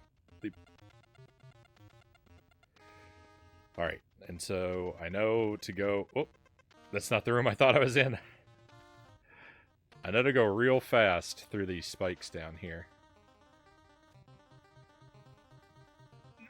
Because that one likes to shoot tadpoles.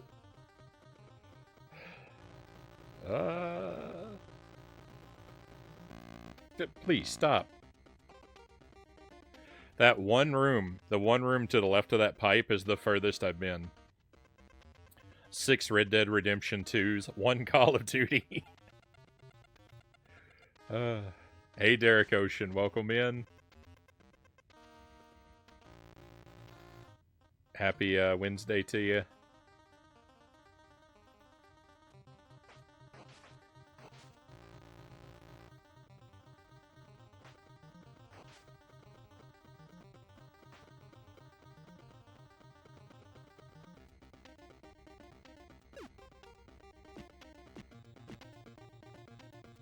Just run. Just run. He somehow got past me. Just run.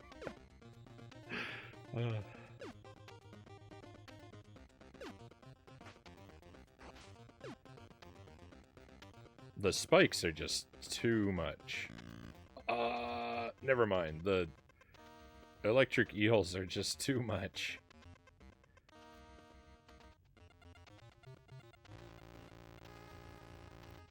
Perfect. Okay. So last time I was here, I tried the upward path. So definitely downward path is the way to go.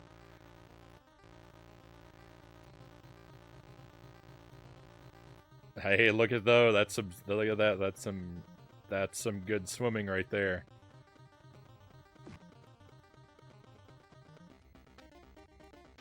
He's still alive. He's coming for me. Oh yeah, I can go past him. One up. No. I hit the checkpoint and the one up disappeared. That's the worst.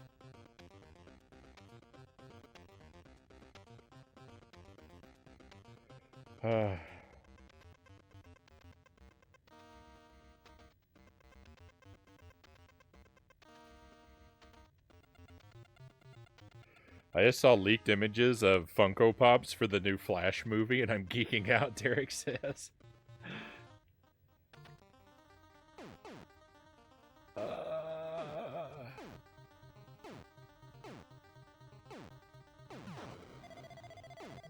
Bogus. Alright, well that's a new PB. That's further than we've ever been.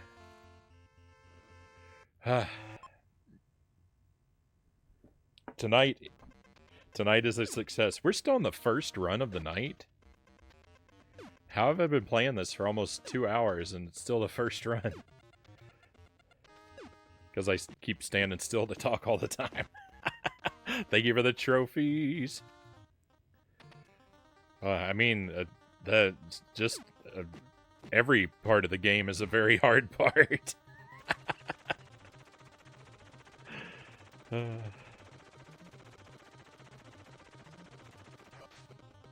feel good. I feel good every time I see something new. Michael Keaton is supposed to be coming back as Batman. I didn't hear that.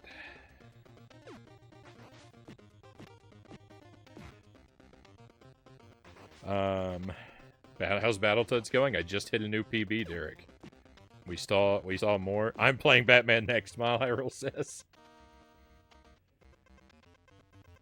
Excellent. Can you get me free tickets? Despawning 1-ups, that's dirty even for rareware. It's a nasty trick. That's a nasty trick.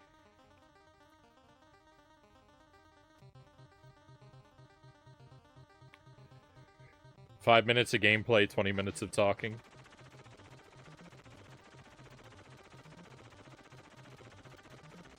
Sounds like a good ratio to me. Excited to see your portrayal, Mile. My contract said no free tickets.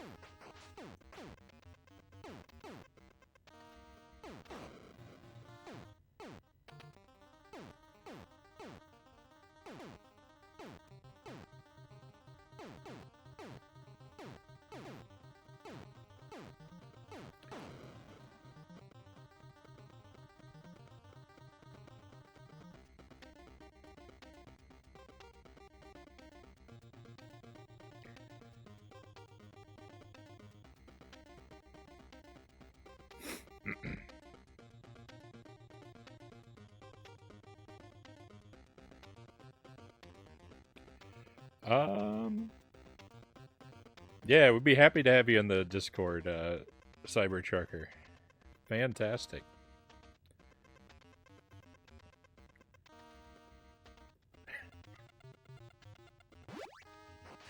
I think as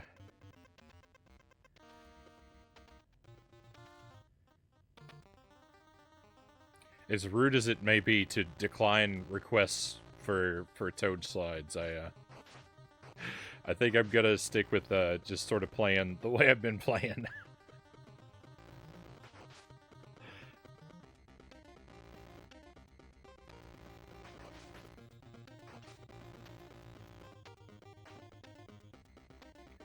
have a very don't mess with success sort of attitude. If I find a strategy that sometimes occasionally works, then I just try not to alter it any more than absolutely necessary.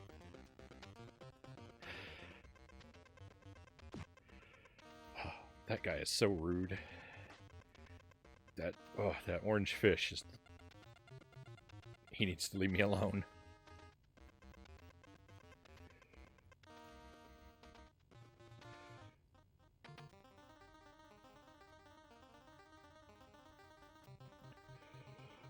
Did you see The Batman? I did see that one.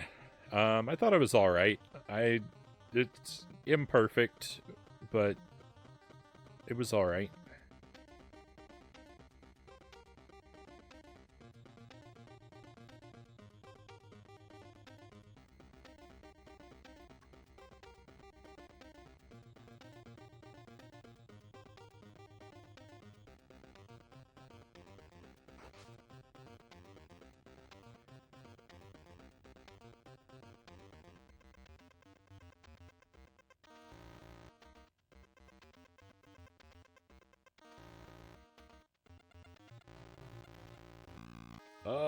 Please.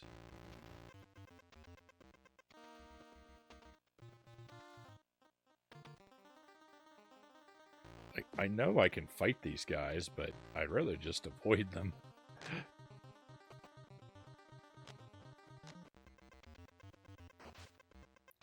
Sharks.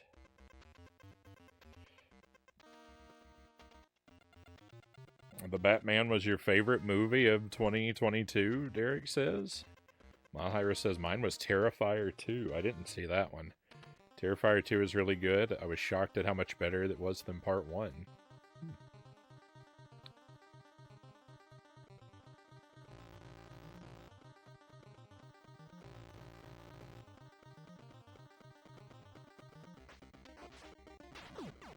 I know I saw Terrifier. I don't remember it super well. I feel like I thought it was pretty good, but I'd have to watch it again to remember.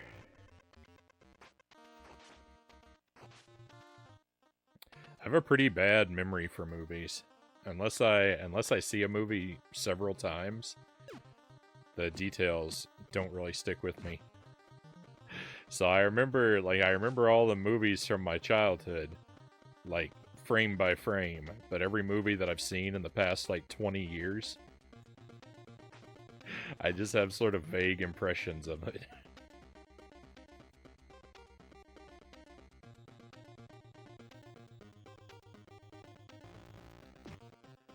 Alright, we're gonna try getting a bit more aggressive with the enemies in here.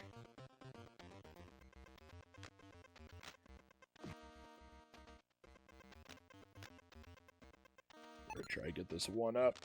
Go around. Get the checkpoint. Okay. I don't remember if I went to the left or right. I don't remember if the spikes are at the top or bottom. Alright, wait, we got the... I was hoping maybe the one up would come back.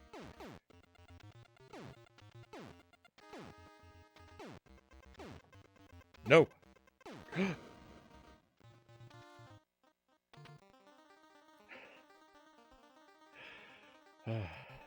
Alright. Oh. We're okay. No! That was my last chance.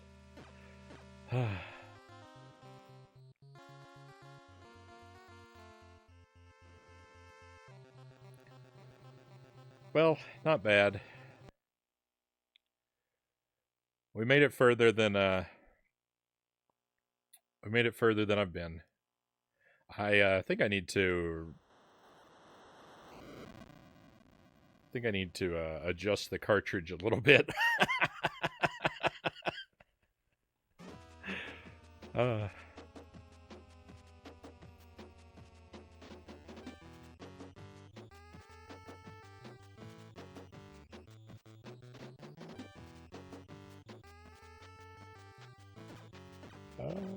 You did good. Thank you, Bumblebee.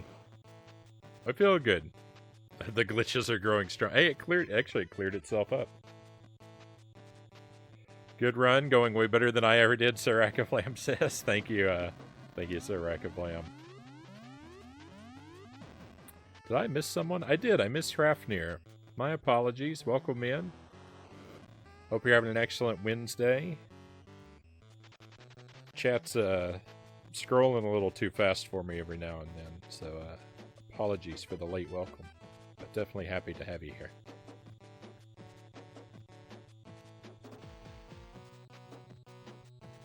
Alright, so let me... I am gonna just... I'm gonna give the cartridge a quick Q-tip treatment, because I would hate for it to go buggy again on another good attempt. We'll try again. We'll give this... I thought we were gonna probably give this 3 tries tonight, but seeing how long they're taking, I think we're just gonna give it 2. So we'll take it from the top. I'll do one more run before Minish Cap. It's nice to see there's more to this game besides the turbo tunnel. The turbo tunnel, historically I have done pretty well with the turbo tunnel. I definitely didn't make it through on my first try, but I feel like I picked it up pretty quickly, and I usually make it through without any deaths. I definitely don't always make it through without any deaths, but that part...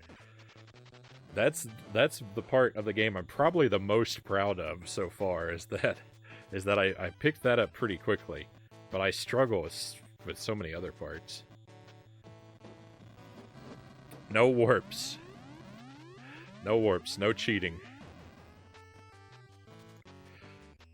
Alright, let me step away. I'll be right back with you in just a moment.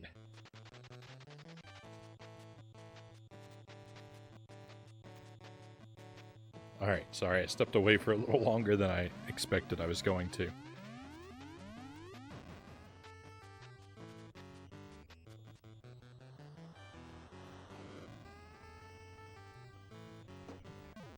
From the top.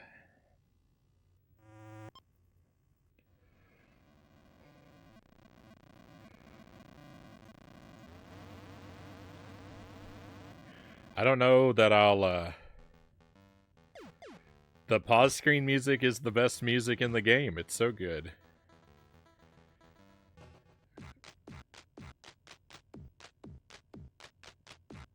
Rare knew what they were doing.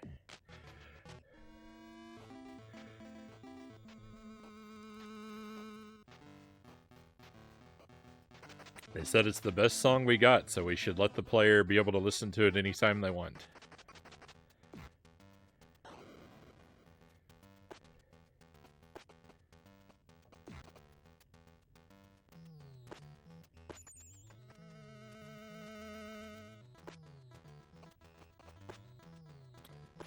So I don't know that I'll ever be up for doing a deathless run of this game. But I do think that by the time I beat it, I'm gonna be good enough at so much of the game that that I'll at least go for a 1cc at some point.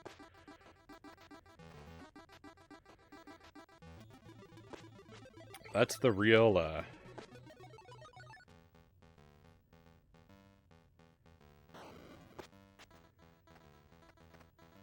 that's one of the real benefits of, playing games, like I do, with no rewinds, no save states, no cheats, is that if it's a game with limited continues, I have to repeat the first part of it so much that I have to get good at it. So I think I'm not going to promise a no death run, but I'm not really going to promise a 1cc either, but I think a 1cc is pretty likely that we'll go for that after the first clear.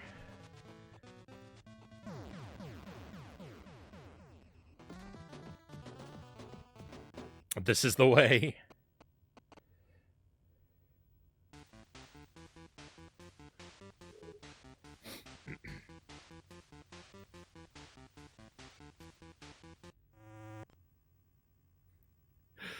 I'll do a deathless 2-player run of this game if you want. Bumblebee says that's a very kind offer, but I'm just kind of a solo player guy.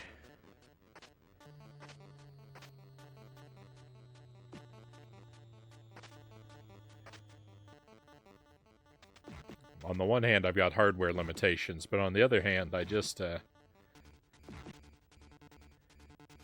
tend to just ride solo.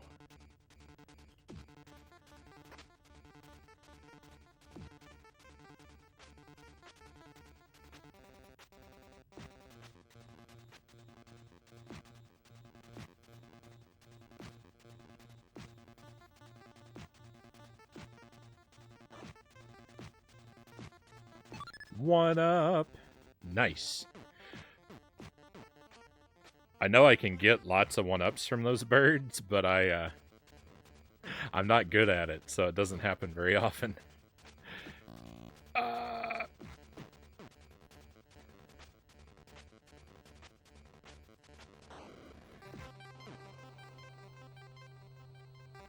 Jelly and I have been playing Super Mario World together off stream. So I have been doing a little bit of 2-player gaming with Jelly, but which is endlessly entertaining for me.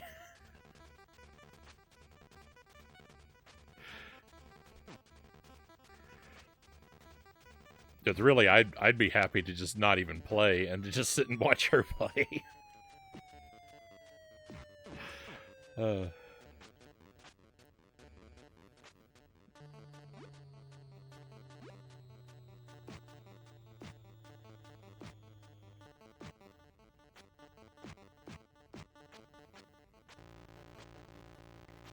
I'm zapped.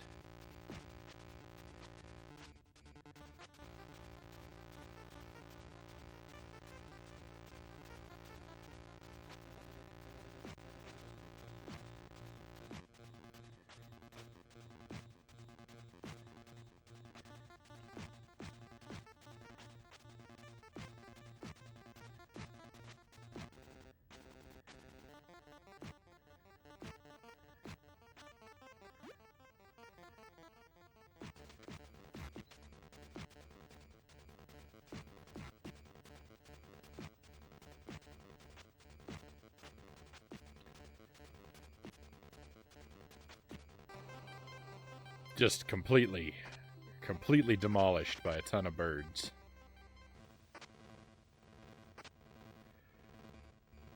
Birds everywhere. I did that very poorly. I just said that. I know I can in theory do it, but I'm not good at it.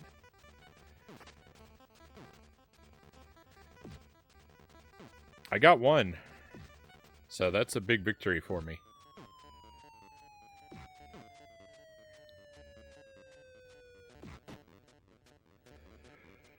I returned with dinner. Welcome back, Chozo Brain. I hope you found something delicious.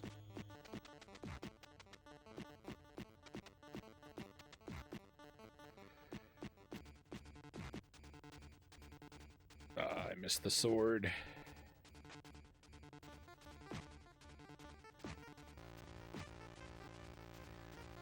No. Anytime I make it through here without losing a life, I'm happy, because I'm really bad at this part. I need to play more Battletoads and catch up to you. I play more Ghosts and Goblins when trying to get good. Oh, nice. Oh, I love Ghosts and Goblins.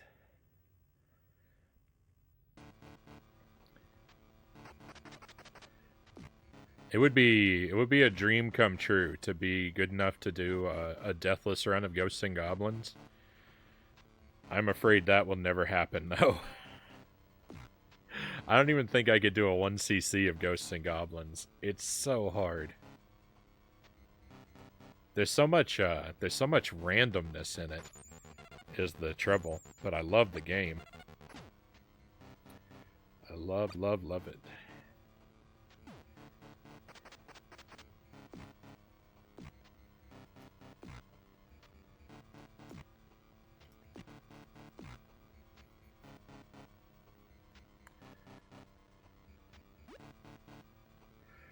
There's no point to eating the flies when your health is full, but I try to do it anyway because I have trouble with catching them, so it's good practice. 1-up.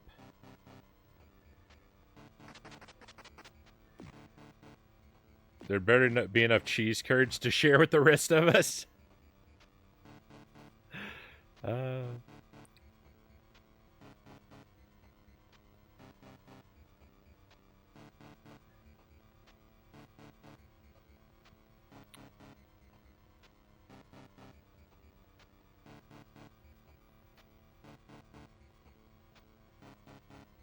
Sorry, I'm just rewinding the chat because I'm afraid I might have missed a little bit of it.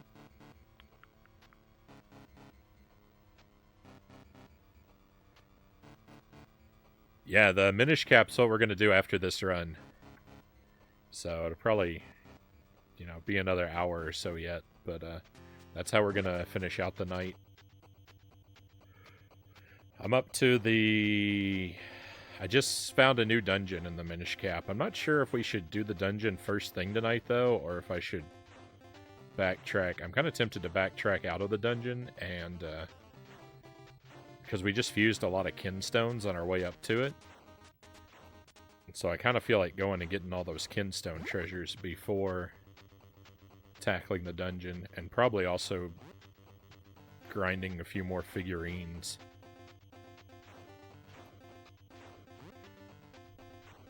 Oh, no. Alright, don't read and drive. That's sad. I'm always sad when I die here, because I don't have to.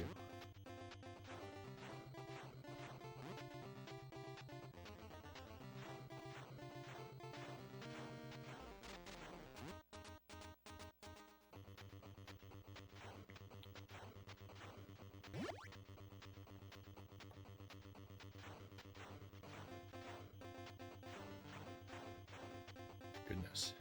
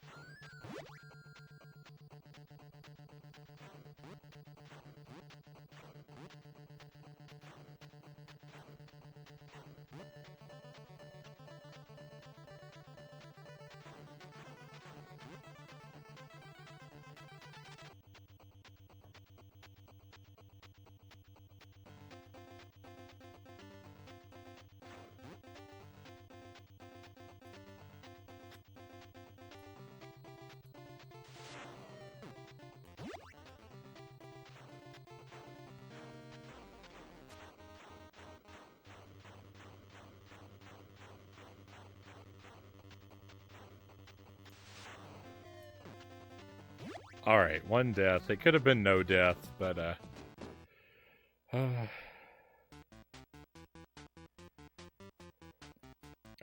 So there's something I shouldn't read, I imagine. I'm gonna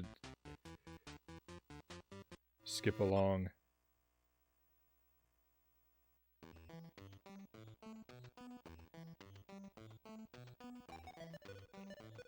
Yeah, Bumblebee, I really never want to be told anything about a game until I make it to the credits on my own. I don't want to know about secrets, I don't want to know about bugs, I don't know about obvious stuff, right? If I was playing the game and I didn't know there was a jump button, I wouldn't want you to tell me there's a jump button. I don't want to hear anything until I finish it. And then we can talk about it. But you gotta let me ride through it on my own first, please.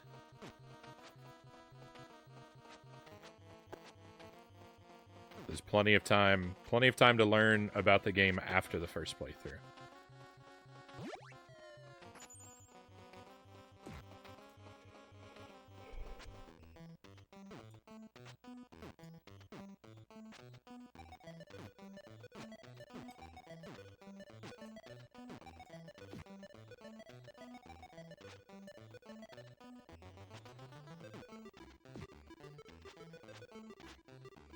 That's all right. I'm okay with that.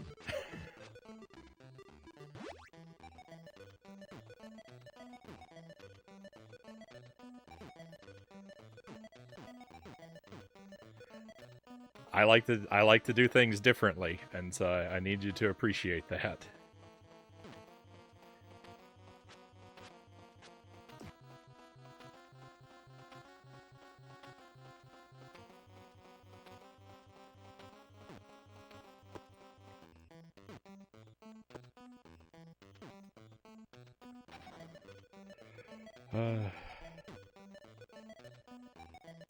It's like, what, 60 hours into Dark Souls before you learned about kindling?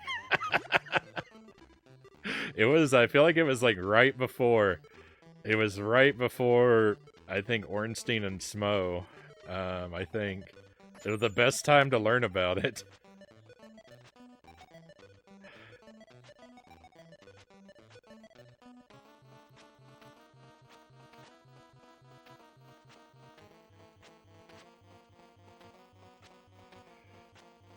I got real lucky. Or I got real desperate. I don't really remember now. It's the magic of this place, Smile Hyrule says. I very much enjoy my ignorance. Got bacon and eggs with breakfast sausage and toast. Breakfast for dinner is always a good time. I love breakfast for dinner, Chozo Brain. Can I ask how you like your eggs?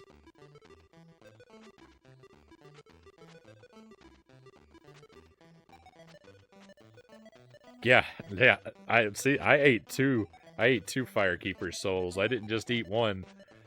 Eating one is a reasonable mistake. I ate two of them. That's why I'm dumb.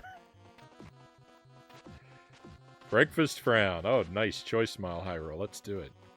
Do you want egg eyes or... Do you want egg eyes or donut eyes? I would guess egg, but I'm gonna wait for your decision.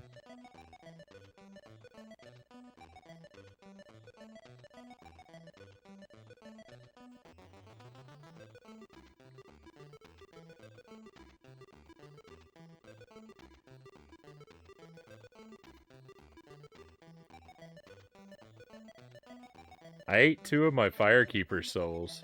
Donut. Never mind. Donut it is. When I was trying to defeat Quelaag, I was so desperate to do better that I started experimenting with my items. And the Firekeeper soul, like the description, I thought that if I just ate it, it would beef up my Estus flask, but I was wrong.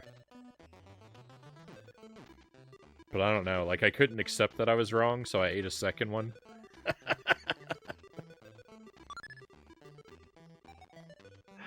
I don't remember. I've been playing it for so long. The details of the earlier parts of the playthrough are so fuzzy to me now. I have to watch my own VOD to remember what happened. Oh, goodness.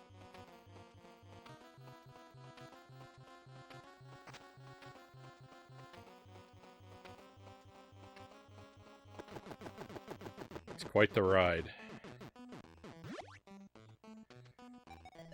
Alright, Mile Hyrule asked about... What is your favorite Nightmare on Elm Street movie? I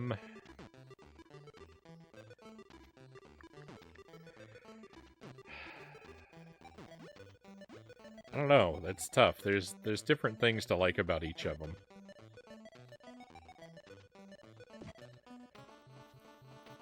Three is probably the best movie. 1 or 3.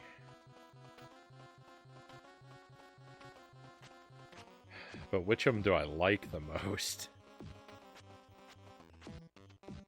Because, see, that's the thing. It's like, 1 and 3 are 3 and 1 are the best movies.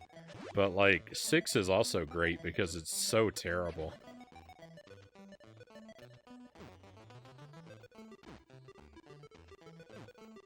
7 is a cool idea, but they didn't execute it well enough.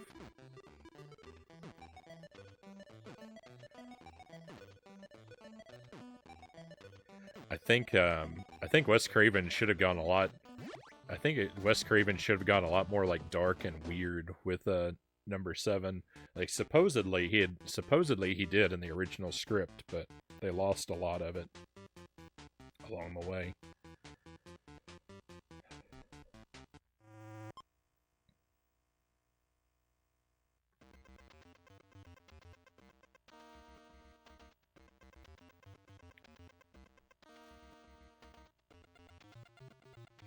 Used to hate Nightmare 2, but I like it way more now. It's so good.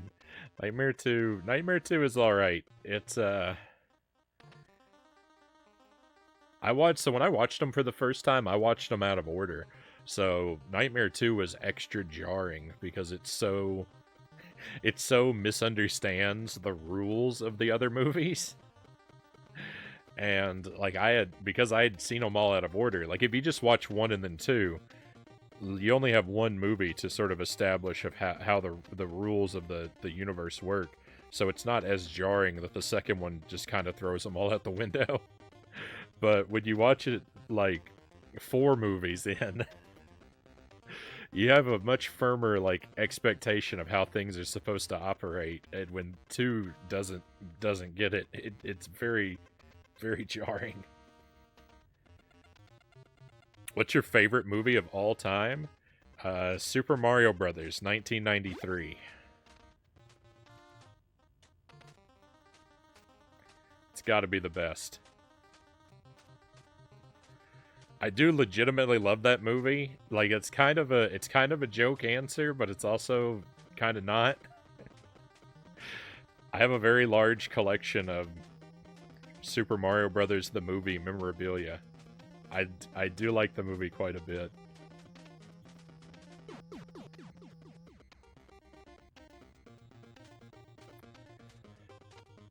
It's not really a troll answer. It's kind of an honest answer disguised as a troll answer.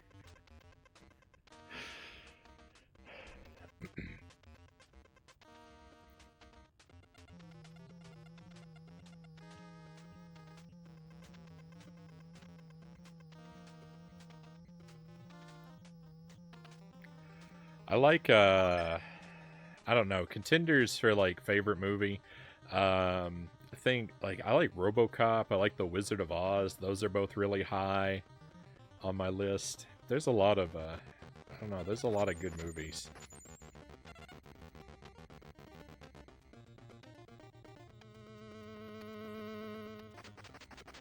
Those are good to list because they're so radically different.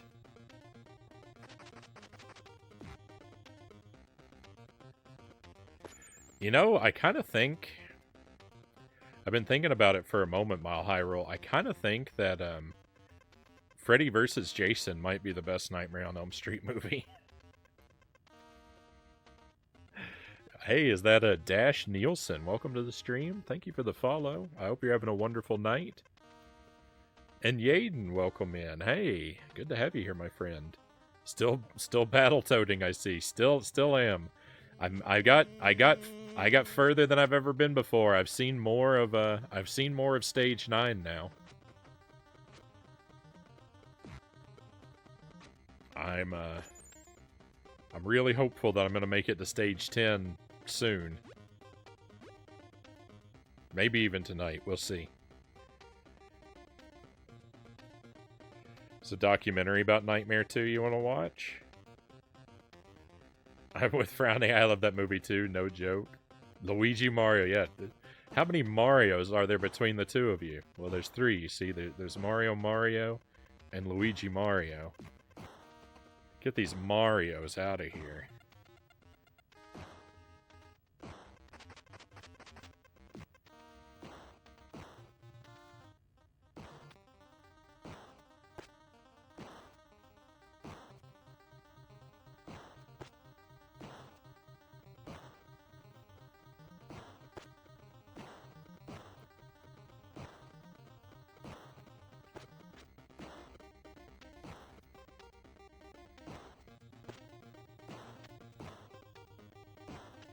I don't think it's sitting within arm's reach of me, but like, you know, I wear a beanie on the stream almost every night. Wear a lot of beanies. Wear a lot of the same beanies. But I've got a Mario one that I wear sometimes, and my Mario beanie, one of the things I notice about it is it's made of black and gray fabric, and the black and gray are kind of like in circular stripes around the head, and that's very similar to Toad in the Mario Brothers movie. He's got a hat that's got stripes that run in circles around his head, and even after he gets changed into a Goomba, like his head is discolored in such a way so that it has stripes that mimic the hat that he wore before he got transformed. I like that detail, and I like that my beanie looks like that detail from that movie. Arctic Aika, welcome in. Hey, thank you for the good luck wishes. Oh, Yaden says T2. Favorite movie? I need to watch T2 again, because I've always said that I like Terminator 1 better than T2. And that's probably true. I'm not crazy about young John Connor in T2. I'm not crazy about him bossing the Terminator around. That makes me roll my eyes a little bit.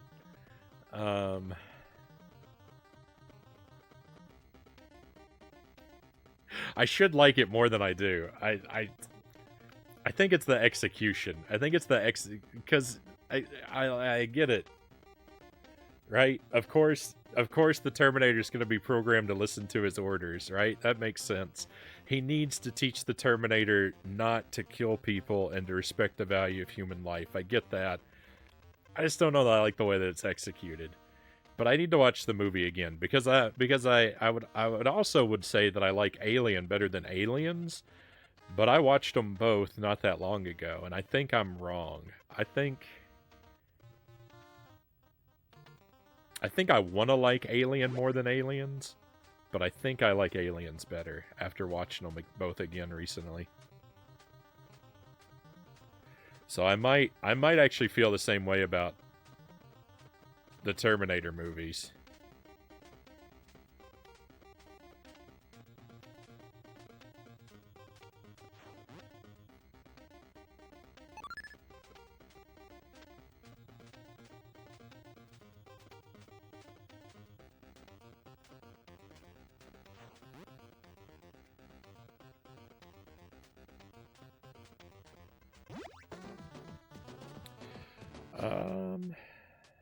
Oh, Dash says, thank you, good sir. Doing good. Great to hear. Great to hear.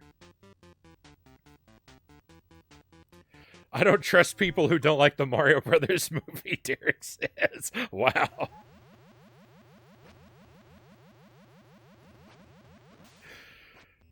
Someday I'll beat it. Have you watched your way through the Hellraiser movies? I have not, Sir Rack of Lamb. Watch the first 6. The Allstate commercials hit differently once I realized Dean Winters was in the movies. I've seen the first. I think I've seen the first 2 Hellraiser movies. I haven't seen anything beyond that. My sister did a marathon of them a couple years ago. She was watching all of them, and she would sort of tell me what she thought about each one. But it's been a while, so I think they go to space by the 4th movie. That's pretty quick. It's pretty quick to go to space. Movie 4. It took Jason 10 movies to get there, and I don't think Freddy's ever been to space.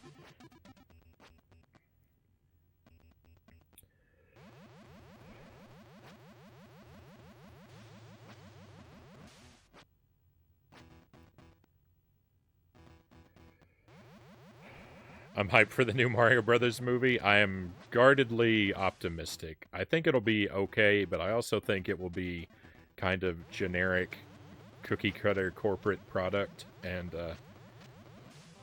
did not leave much of a lasting impression. I saw T2 first. Much prefer the second, Yaden says.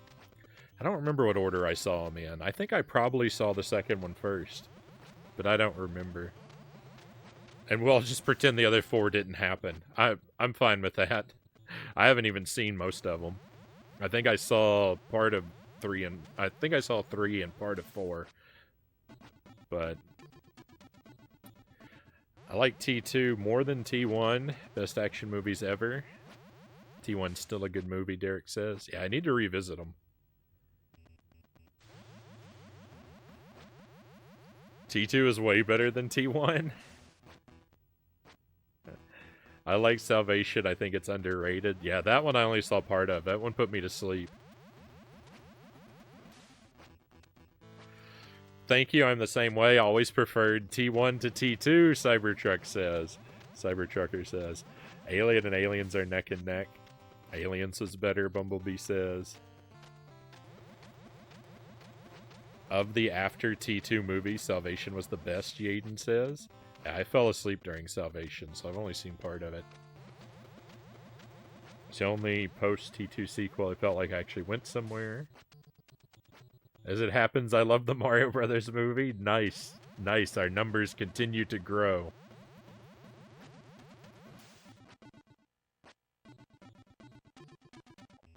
Yeah, Dark Fate, haven't seen.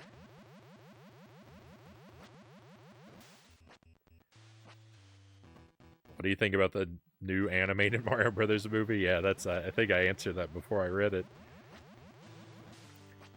Jump the shark all the way into space. Thought the trailer is pretty funny. Hated it, Yaden says.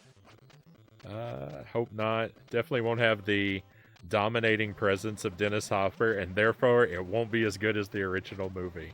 The original movie is so weird. That's just what I love about it. Like, it's just the most bizarre direction to go with the source material, right? But I mean, like, what else are you gonna do?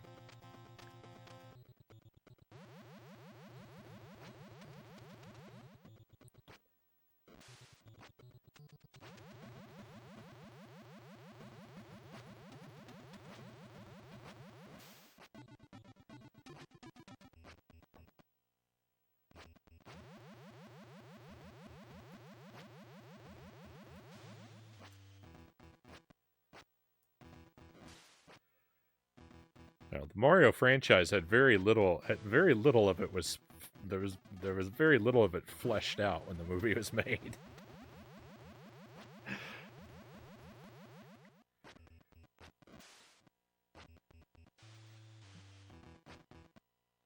Yeah, I have a tendency to thoughtfully stroke my beard.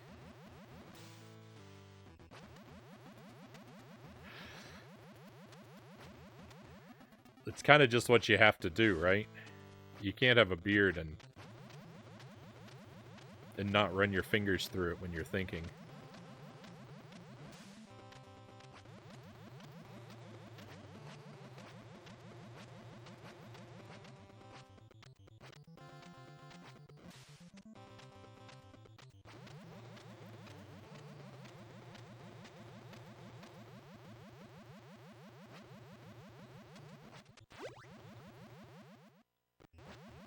Oh. Forgot about this room. I thought we were further along than we are.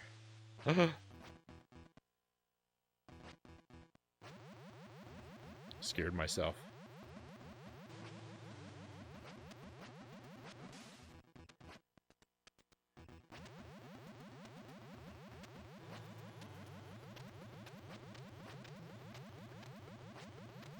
Tuesday agrees.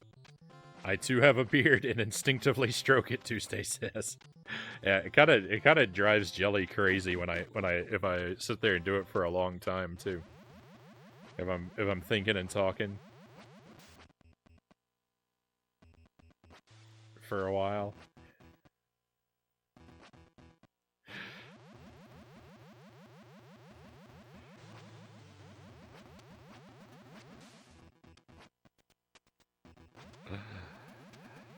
So many scary jumps. Such a scary game. After you beat this game, what's next for you? I'm not entirely sure.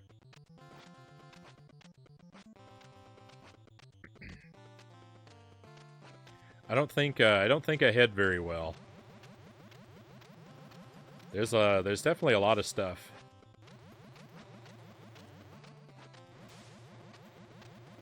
There's definitely a lot of stuff for me to choose from. But I kind of pick things on a whim.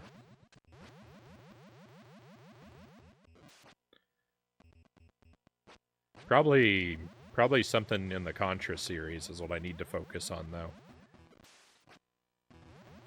Maybe Contra Hardcore will be the next game we do.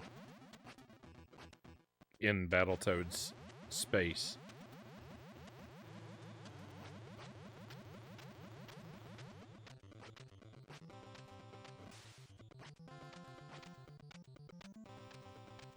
This is just thinking out loud, though. None of these are promises. I nominate Airwolf on the NES. I also have to play...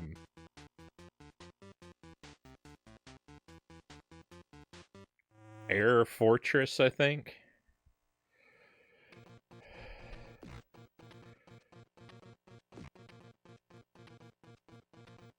Sir Rack of Lamb challenged me to defeat 2 loops of Air Fortress in under 15 hours, I think was the challenge.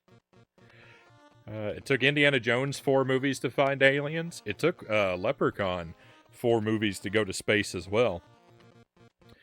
The fastest franchise to ever go to space, and I mean, you know, like,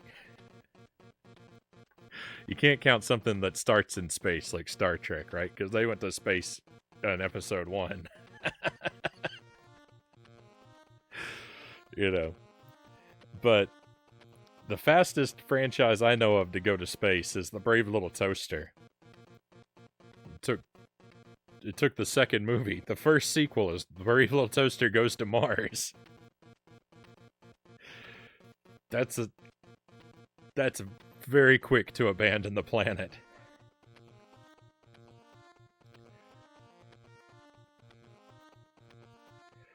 I dig the Mario Brothers movie in a so bad it's good way, Aiden says. The production of the movie was even more insane. It's a miracle it came out at all, and to be as solid as it was, too. Yeah, I've heard lots of stories about it. Didn't Bob Hoskins break his hand? Yeah, I heard that.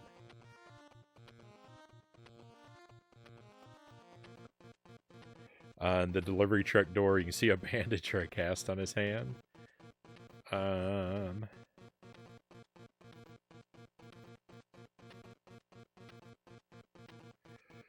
I expected to see it that way, but that final scene, juggling act, was legitimately well made, where Mario's battling Koopa with his shoestring and still keeps the tension going. Oh, and with the bomb slowly working its way around the room, and that sweet Reebok product placement.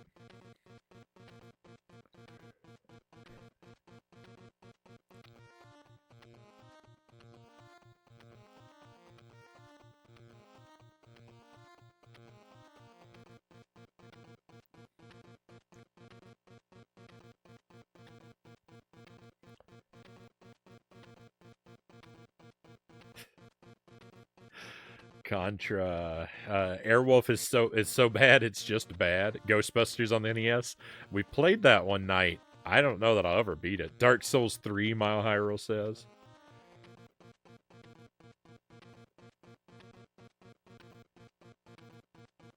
I'm a man of my word. 15 hours, 2 loops equals 5 gift subs. I wasn't doubting your integrity, Sir Rack of Lamb.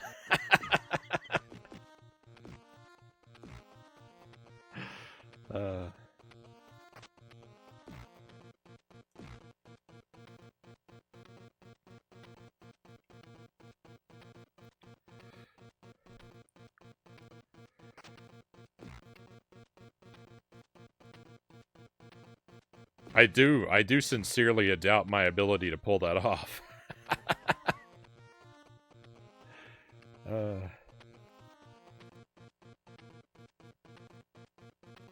Bob-omb scene was iconic.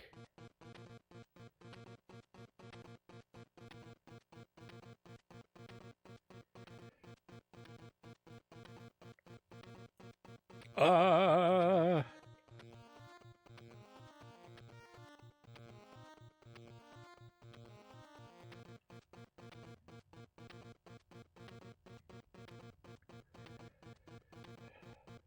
I forgot about the, I forgot about these logs.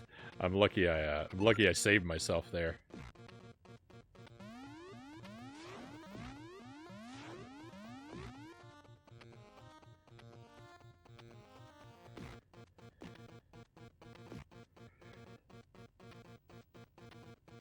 We're just doing this run tonight. When I hit game over, we're done with this for tonight. We'll do it more tomorrow. I've been doing Battletoads at the start of the stream every night. And I'll probably keep that up because I'm enjoying it. But when I hit game over, we're gonna switch to the Minish Cap for the rest of the night.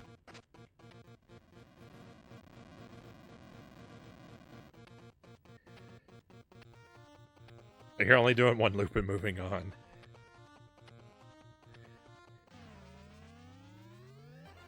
I mean, I didn't see a whole lot of it. I just saw some of the, like, side-scrolling type level.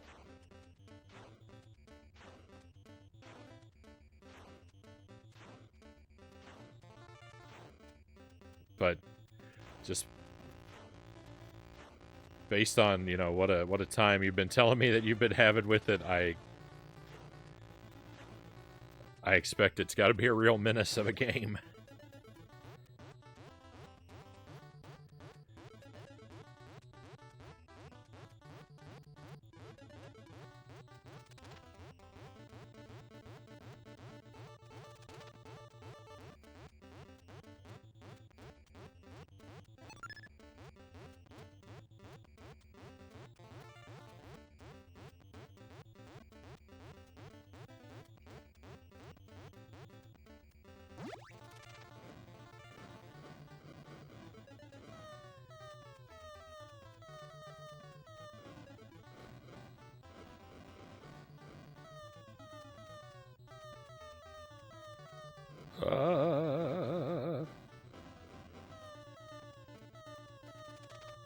Sorry, this part is just so scary. And I'm dead. Ever beat Tower Toppler on C64? I don't think I've even played that one. Unless it's something I played under a different name. I know that happens sometimes.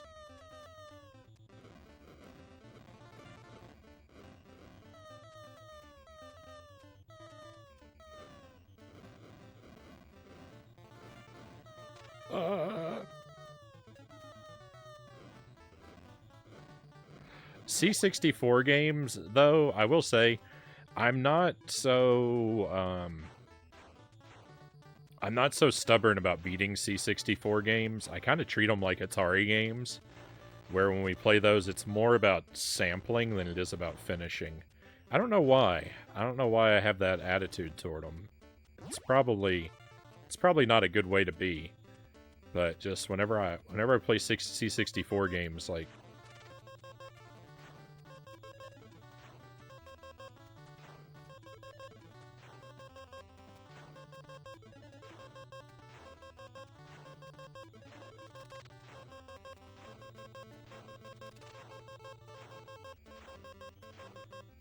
I tend to go into them with a mindset that I'm not likely to finish them. It's great when I do, but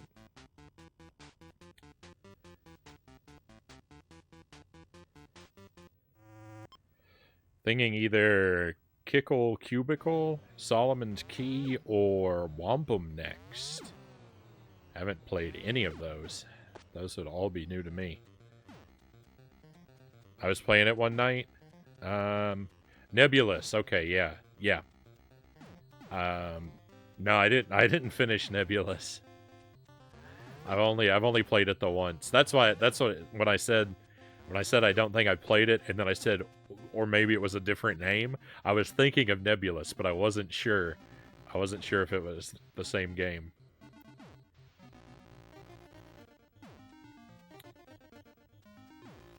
It's so you try.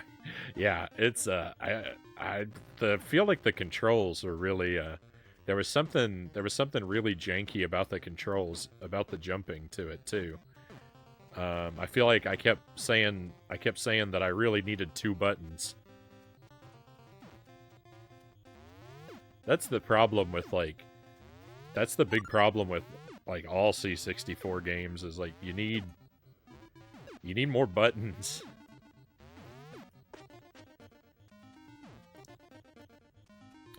The UN Squadron Micah is here. Welcome in, Micah. Welcome to Battletoads. Happy Wednesday to you.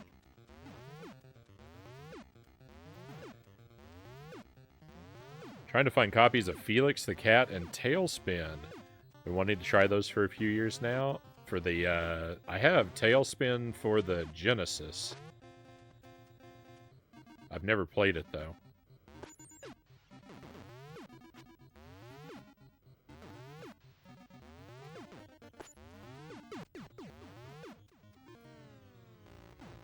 Tailspin is so weird. Tailspin is the strangest spin-off that I've ever seen. I don't know how they came up with the idea for it. Like, to take Jungle Book characters and make them pilots. What?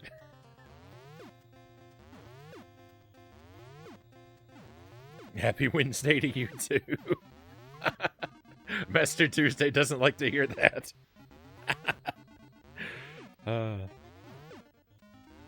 Yeah, both for the NES. Just can't find them yet.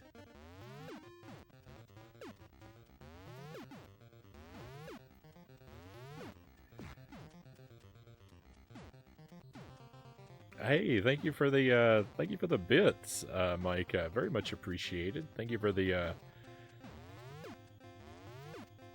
110 bits.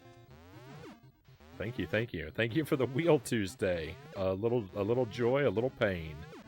This is a safe place to stand. We'll go ahead and give it a spin. Saying it's Wednesday, that's a wheel spin.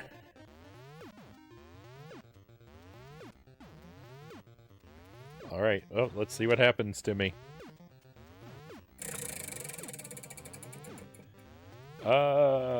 Fire roasted. Alright, this one's okay. This is fire roasted habanero and garlic. It's supposed to be the second hottest sauce, but I actually think it's a little more mild than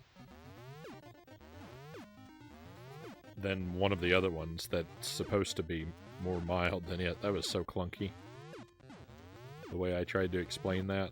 Lots of sauce.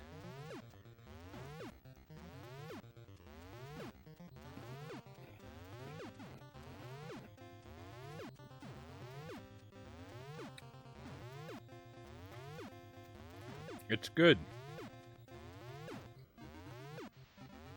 I love a habanero pepper. I love garlic. I think they take away from the heat. I think either the roastedness or the garlickiness takes away from the heat.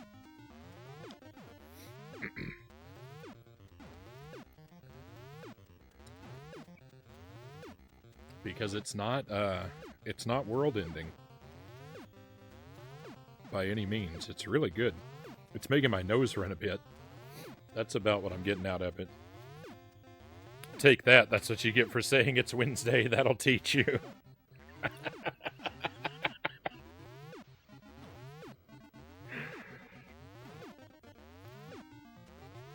Well, if I greeted everyone with Happy Tuesday every time Tuesday, you would cease to be unique.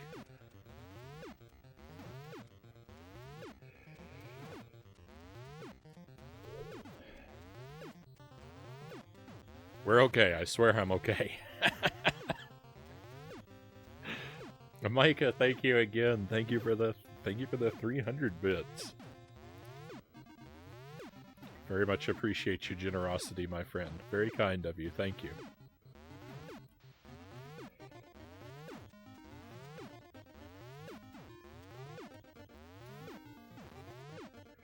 You know, I actually genuinely never considered that. Carry on. I like that Wario emote that you got there quite a bit.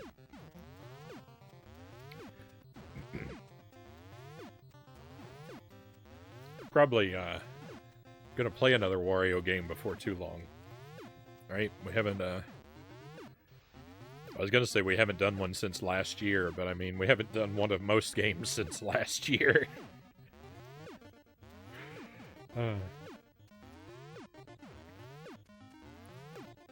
I love that cartoon. Best on the Disney afternoon lineup, Yaden says. I never really saw it that much. I didn't, as a young person, I did not have regular access to, like, satellite or cable channels. So, like, Nickelodeon, Disney Channel, Cartoon Network. I'm really unfamiliar with a lot of those things. I'm aware of their existence, but for most of the shows that featured on those channels, I maybe saw an episode or two. Why? How did I manage to do that? Oh. I just completely lost control of myself. I blame the hot sauce. It finally got up into my brain.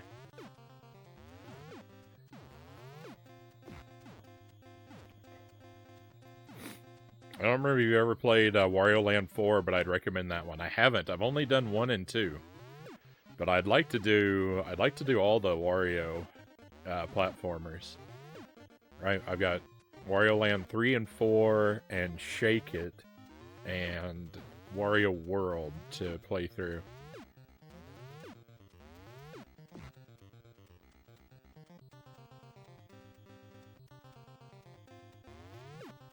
I'm sure that, you know, some of them are likely to be much better than others, but I want to give them all a go at some point. I feel like this situation is bad. This situation is really bad. It's alright. It's alright. I'm dying right before the 1-up. We're not losing any lives.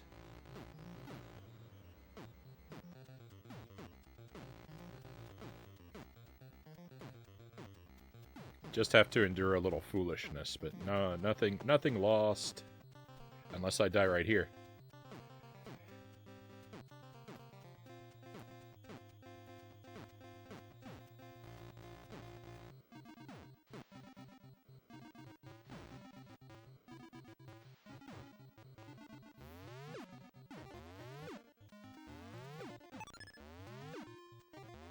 Alright, we're okay.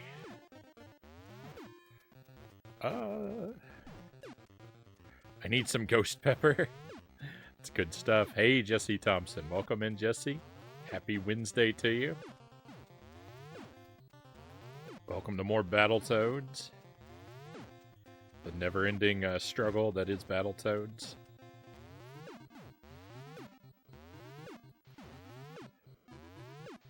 I'm having a good night. I made it further in this game than I've ever been.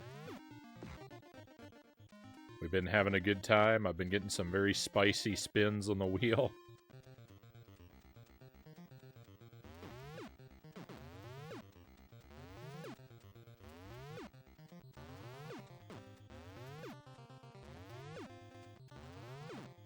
So we had that trouble with our car the other day. On a Monday night, our battery died. The cold air killed our car battery, and we couldn't get it towed back home until Tuesday morning, and then the tow company was... They were taking their time. They were taking their time, and so that's why yesterday got kind of ruined for me. Was because they took so long. Everything in my day got pushed back, and then I didn't have time to make the stream. But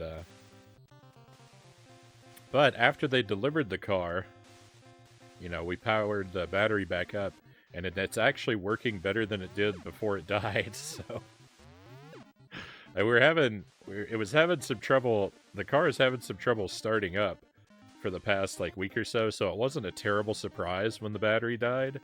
But now that we've recharged it, it works better than it had before it died.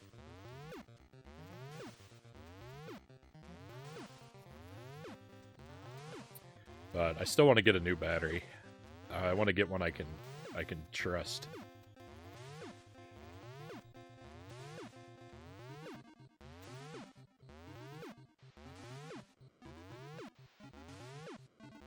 Sparrow says, all that talk of burgers meant I needed to go get one. And since I'm not feeling the best, it was probably wasn't the best idea, but burger, though. I hope that you don't pay a severe penalty for your burger indulgence, Sparrow. Sleep time, great to see you. Great to see you, Aiden. Thank you for stopping in. I hope you sleep well, my friend. Take care, and we'll see you again. Speaking of which, Pizza Tower finally came out this week after several years of development. It was inspired by Wario Land 4. Pizza Tower. I don't know if I know about that.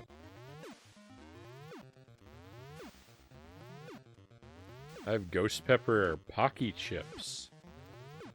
That might be something to look into getting too. Some Ghost Pepper chips.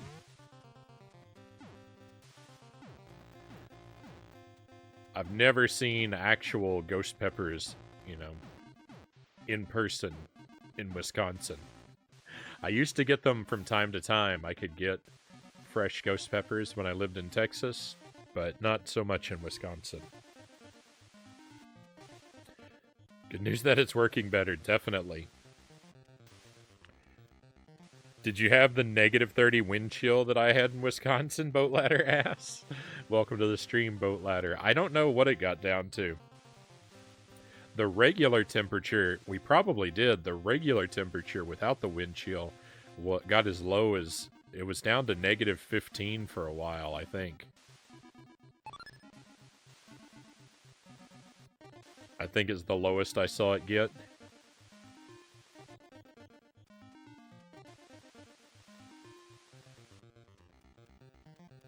I think that was without the wind chill. I might be wrong. I wasn't paying close attention. It was too cold. It was too cold. I like the cold, but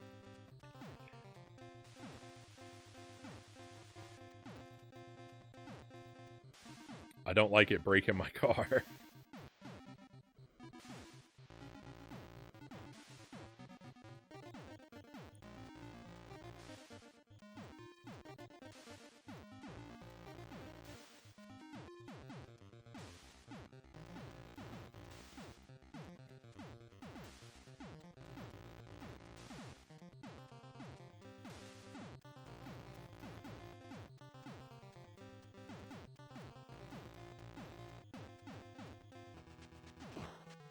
It's weird how the boss fight triggers as you're working your way up, because you can kind of trigger the fight to start early. On your way up. If this guy starts to hit you, that's it. You're stun locked. He's either gonna continue to shoot you until you die because of the timing, or he's gonna flatten you if he gets one hit in. So a deathless run of this game requires a perfect fight against this guy. Come on. I don't think he'll be that hard, though. Someday, because I know there's got to be a way. He feels like he's the kind of guy that you can get into a reliable pattern and then not have such a hard time.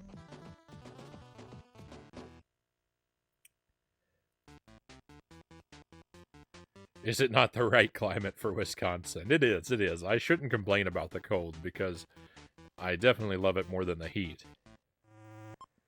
It's more cold symptoms, but you know, the general feeling of out of energy and the flat feeling. Yeah. Heavy, greasy food typically doesn't do a lot to improve that for me. It's violently windy outside, but at least it's not wind chill. It was a frigid couple of days. I love the cold, but it was pretty extreme.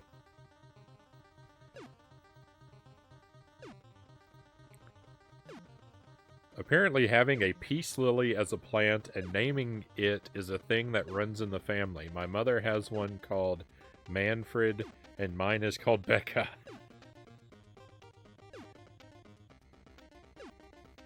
I may have chosen that name because mine's a bit sassy and dramatic. I consider houseplants pets and name mine too, Cal says.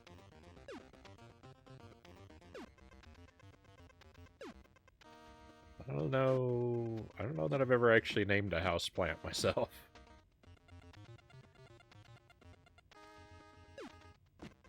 Perhaps that's why I haven't felt particularly attached to many of my houseplants. Though I actually very rarely have houseplants because my cats will eat them. And you don't want your pets eating one another.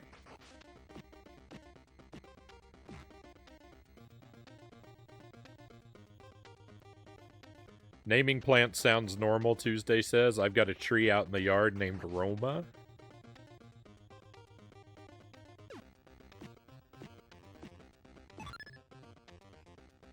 Does it produce delicious tomatoes?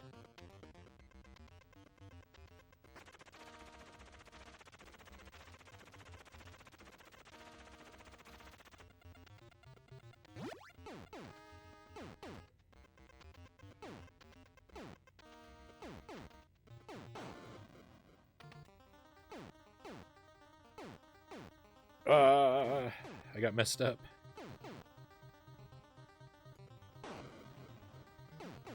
Okay, I saved it. This one right here, outrunning this gear is just one of the toughest parts of the game. No, I knew I was gonna fall on those spikes.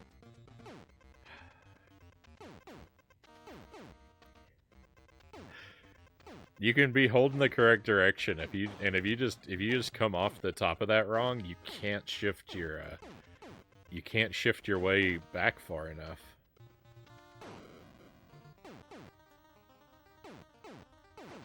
This game just demands perfection in some of these places to such to perfection.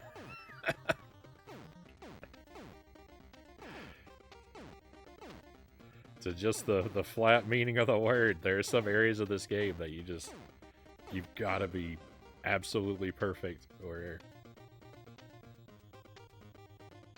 you pay the price, the ultimate price.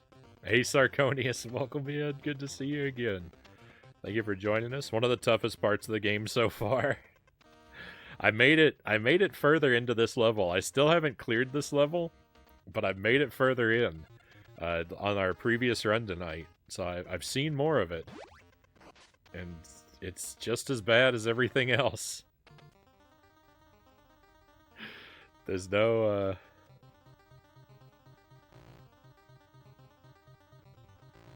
breaks.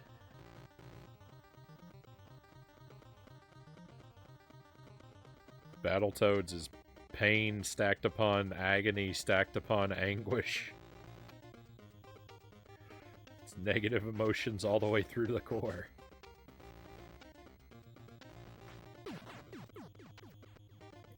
Which is, of course, why I love it. You think this is the hardest level to learn? I have faith. I think I'll be able to do it. I just, I'm not going to be able to do it quickly.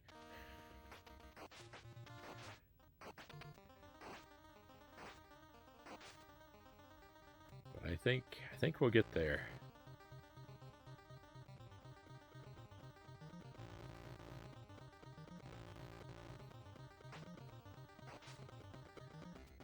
I do appreciate your vote of confidence in me, though.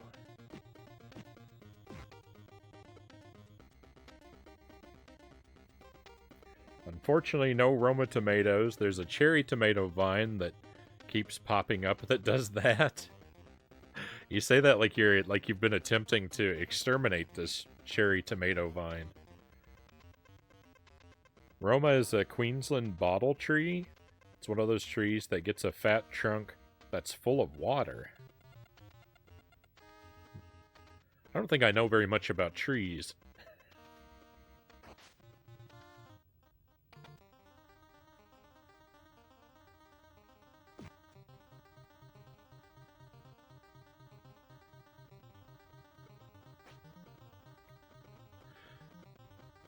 Jelly's dad is real outdoorsy. Like, he's got a real, like, green thumb. He's always gardening and working in his lawn, and he knows what, like, every kind of plant is, and every kind of tree and that kind of stuff. And so, like, sometimes we'll go on a walk with him, and that's the thing, is just like, he's always like, do you know what kind of tree this is? And I'm like, it's a tree. That's a tree, all right. And he always knows the names of every tree, and to me, they're all just tree. And he knows the names of all the flowers, and I'm like, yep, that's what kind of flower is this? It's a yellow one. That's its species, yellow flower. Yeah, you know what kind of tree this is? A big one? I mean, he's not like testing me, but he will ask, and the answer, I never have the answer. None of us do. He's the only one that knows these things. But yeah, they're just all the same to me. I was in the Boy Scouts as a kid. There was once a time where I could have identified like 2 or 3 different kinds of tree. But that knowledge is long gone, long gone.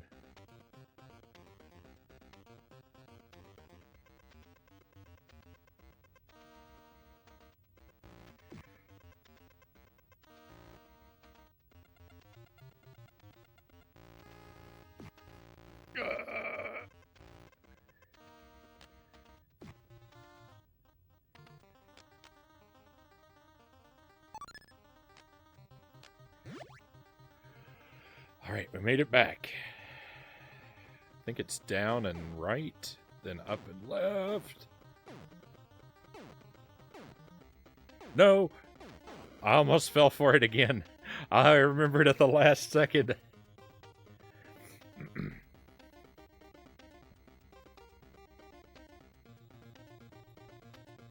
QLD must be perfect weather for a lot of fruit and veg. I'm assuming that's part of Australia.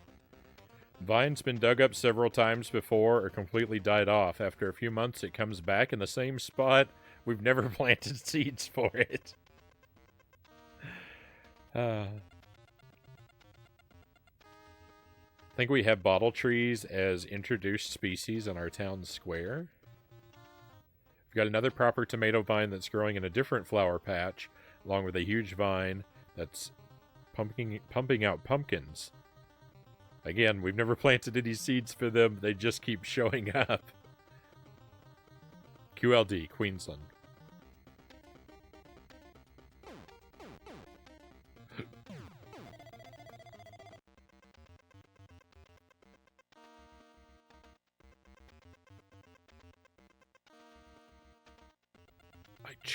I choked on my own exasperated gasp. I was so annoyed. I was so annoyed that I got stuck on the corner. No, it happened again.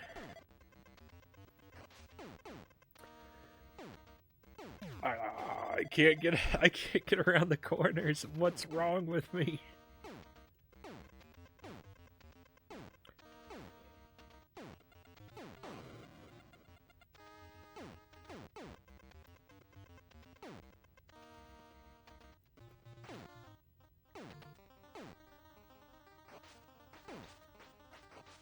What is this and how long does it go on for? It's coming for me. Swim. Swim, Toad.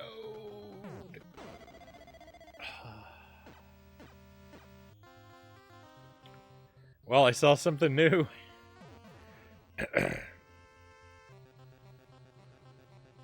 Death corners.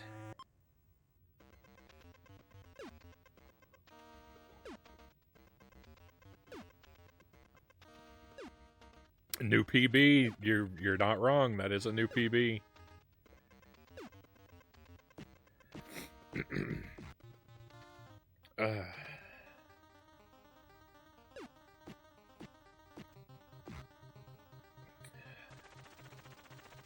Break out the party hats and the confetti. It's a new PB.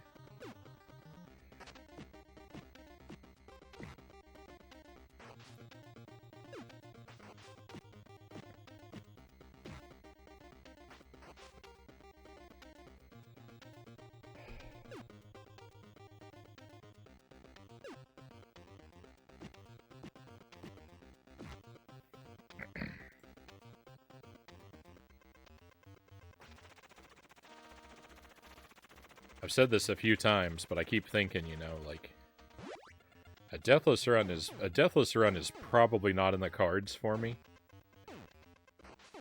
That seems like it'll be really, really hard, but I think that I'll probably be able to do a 1 credit clear of this game someday. Because the way you have to become so good at its tough parts just to make it through.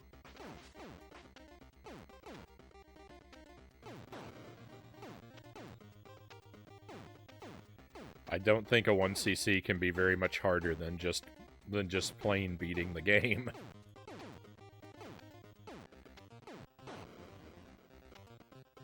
Don't think you've ever done a deathless run?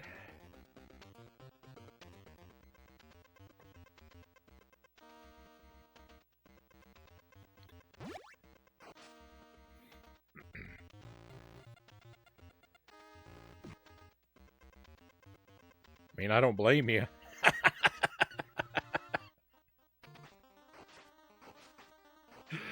It sounds like a real terror to go for. It would be quite the achievement, though, to pull off. Like, it is something that it's hard not to want.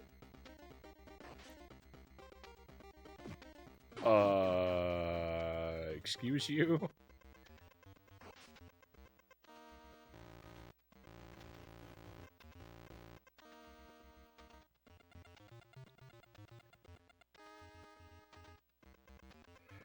Worst I ever had to do was each individual level damage list, but that was the Genesis version. I have the Genesis version as well. I like this one. I haven't played it yet. I have heard that one is slightly easier than this one.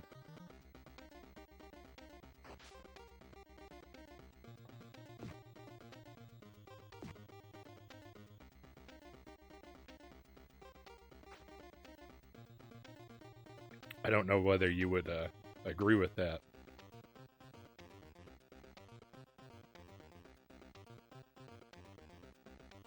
Frownie, I know you're committed to this eternal Jankuary and all, but don't do that to yourself. I mean, this game wasn't selected as a Jankuary title.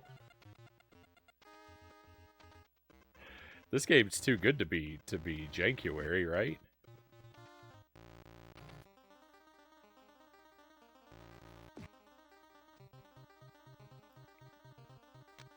It's definitely got its janknesses to it, though.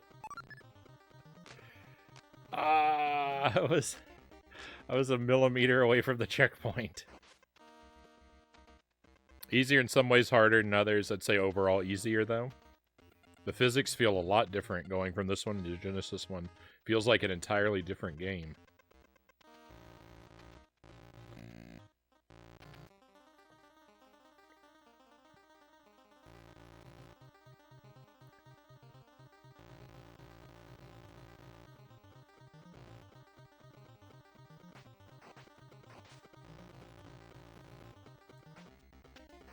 I also have a Battletoads game on Game Boy. I don't think it's the same as this. I think it's, because there are 2 of them on Game Boy.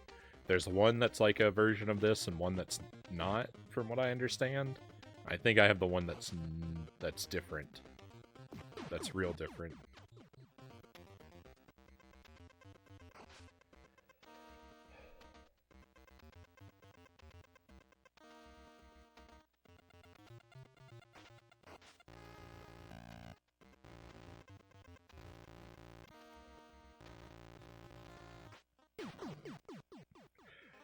these tadpoles would be bad enough if they weren't electric, but if they weren't electric, I would fight them more. Like, they would still be tough, but, like, there would be a way to manage them. But because they're electric, I'm scared to even fight them, which means that... Oh, they cause me so much extra trouble just by existing for longer.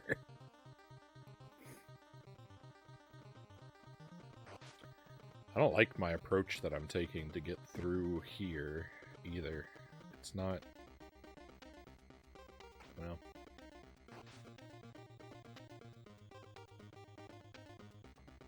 That was smoother than things usually go for me.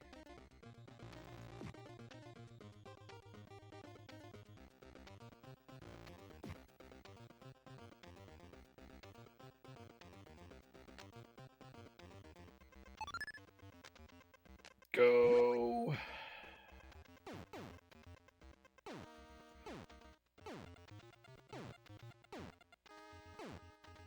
No. Robbed.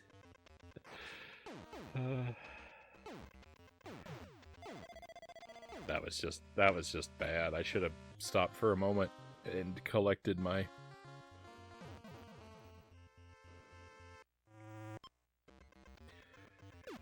thoughts.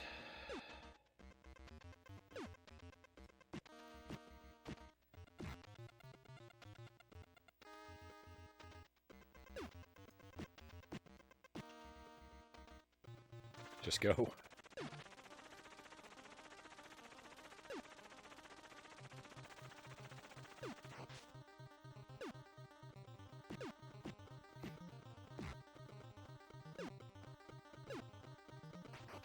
Nope.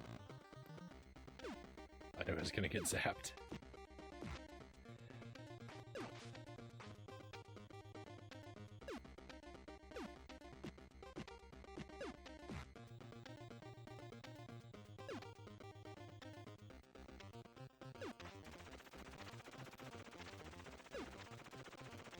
Whoa. I did not consider that that guy would still be around to cause me trouble. Oh, that was frightening.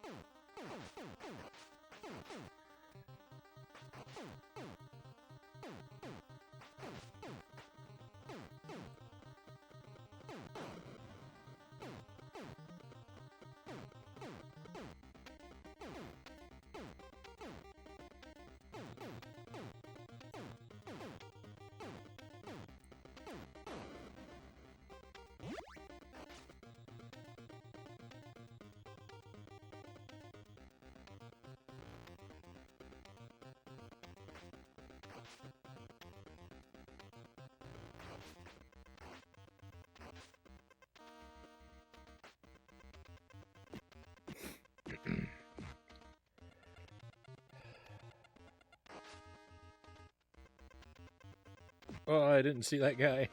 No!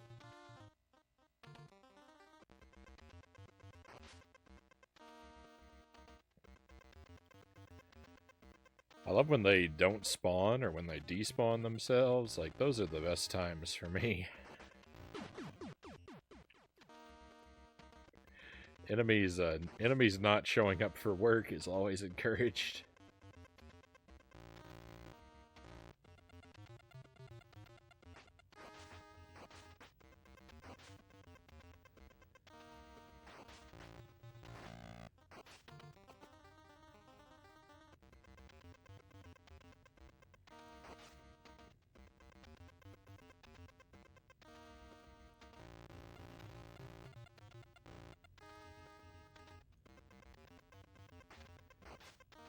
I thought I was dead.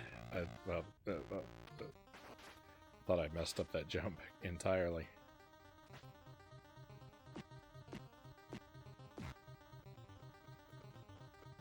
Look for the guy in the tube. I don't see him. Hey!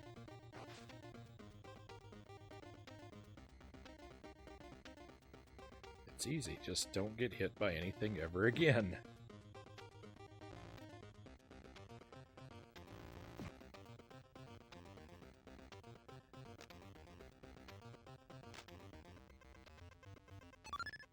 Did that one shark just bite the other shark? That looked weird. I don't think that's a thing that can happen, but that's what it looked like. No, I'm going the wrong way.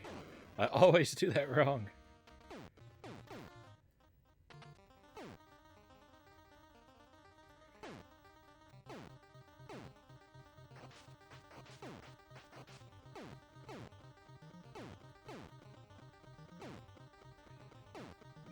I got stuck.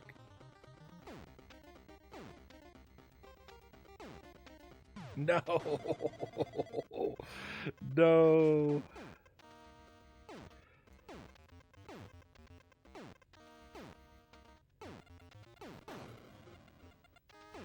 It's better for me when I forget and do the wrong thing.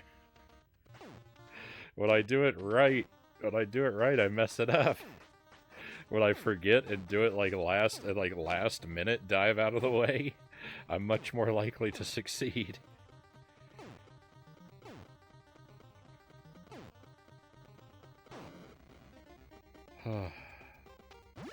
What? Another checkpoint, no.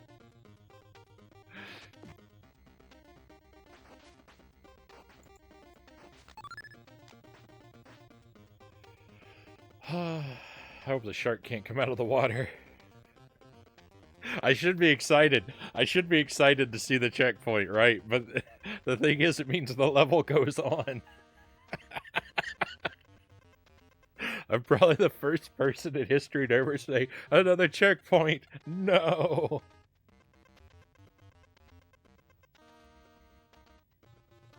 It is a checkpoint with a 1-up. It's also a 1-up guarded by a death shark. Oh, what is... I'm going to have pick-a-path spikes now to deal with.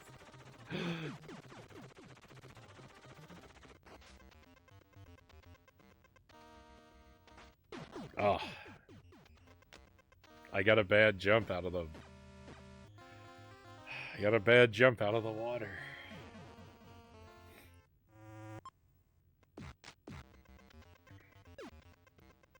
Now we know why the 1-up is there. It's there to mock me. Hey, Yake, good to see you again. I hope you've been doing well. Feel like we missed you for a little while, so I hope things are good. Definitely a pleasure to have you back. Love the hat, by the way. Thank you. Thank you. I got this at Christmas. I really like it. The Sleepy Kirby. I think it really goes with our more comfy version of the stream that we've established. And I mean, it's Kirby, so it's great, right? I love Kirby. I'd said I had been talking about how we were going to do another Kirby game soonish, and I have a couple of them on the Game Boy Advance, but I didn't realize that there's a re-release coming out on the Switch this month, at the end of this month, right? So we might play the next Kirby game we play. We might do the one that they put out on the Switch. I'm not decided.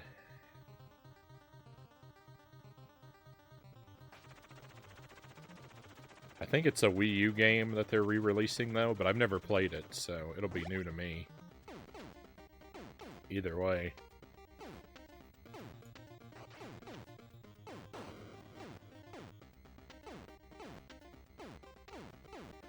I'm curious if it will end in the same horror show that the Forgotten Land ended with. Kirby of the Forgotten Land became so hard by the end. I mean, all Kirby games seem to. I've struggled with every Kirby game I've ever played.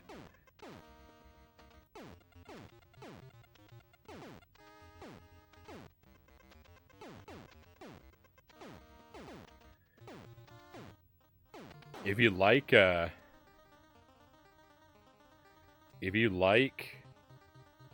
the way I do things on the stream, where I am a madman who obsesses over doing everything completely blind beyond everyone else's definition of the word. If you like that I do the stream like that, then you have Kirby's Dream Land 2 to thank. And if you hate that I do that, well, you have Kirby's Dream Land 2 to blame. Because working through that game changed me. My transformation started with Breath of the Wild, right? I experienced a tremendous amount of joy and wonder from going into Breath of the Wild completely blind just by accident. And that taught me the joy of discovering everything for myself firsthand without having anything ever given away to me. But Kirby's Dream Land 2, that taught me the agony of it, but it also convinced me that I could make it through any game.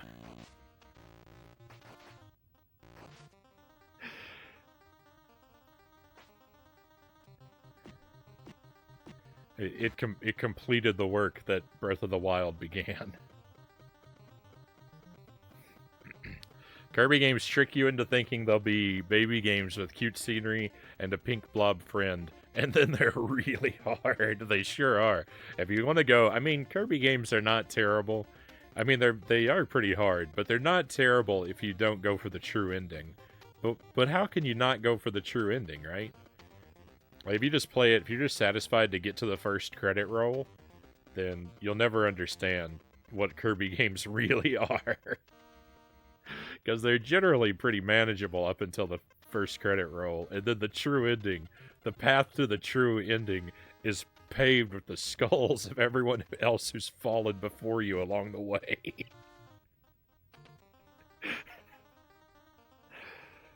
I played the Switch demo of the latest Kirby game, had a good time. Sounds good. I like your stream, super chill. Thank you, Chozo Brain. I appreciate that. Like hanging out here while I get stuff done. That's the idea. That's what I'm trying to do so far as the like tone and environment of the stream. Laid back, low distraction.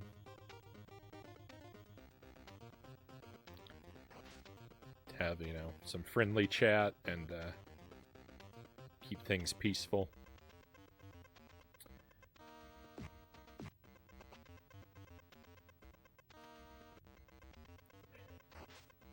The work of the stream couldn't be any more opposite, though.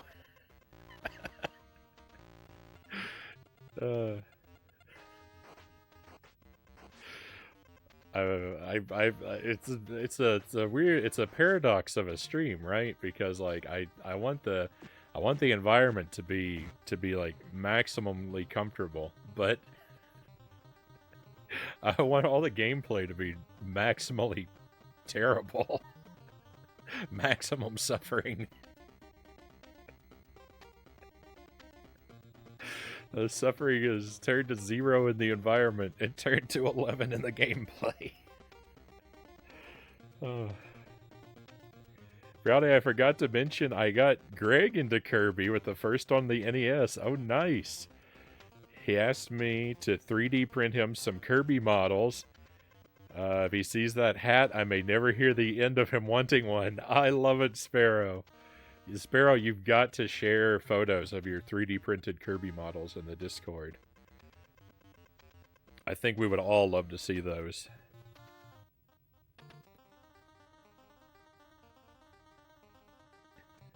Oh wow, I think I missed something here. Let me see.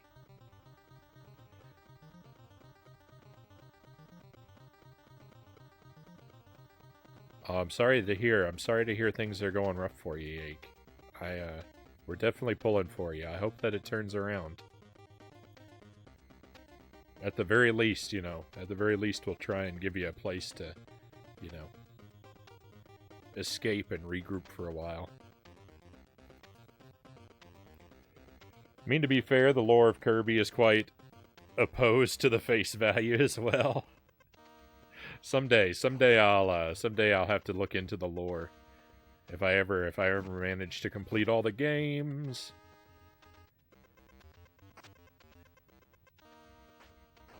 I'll read into the lore and probably have a horrified expression on my face. That's what was happening the whole time. These games are evil. Maximum Suffering. I could recommend a couple of games. Oh. I like the way you think, Sarconius. Do you want to share? I'll be open to hearing a few suggestions. I can't make any promises to get to them soon, but I'm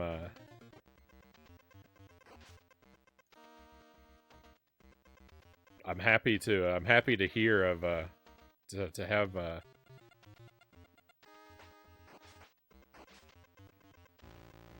terrible idea whispered into my ear.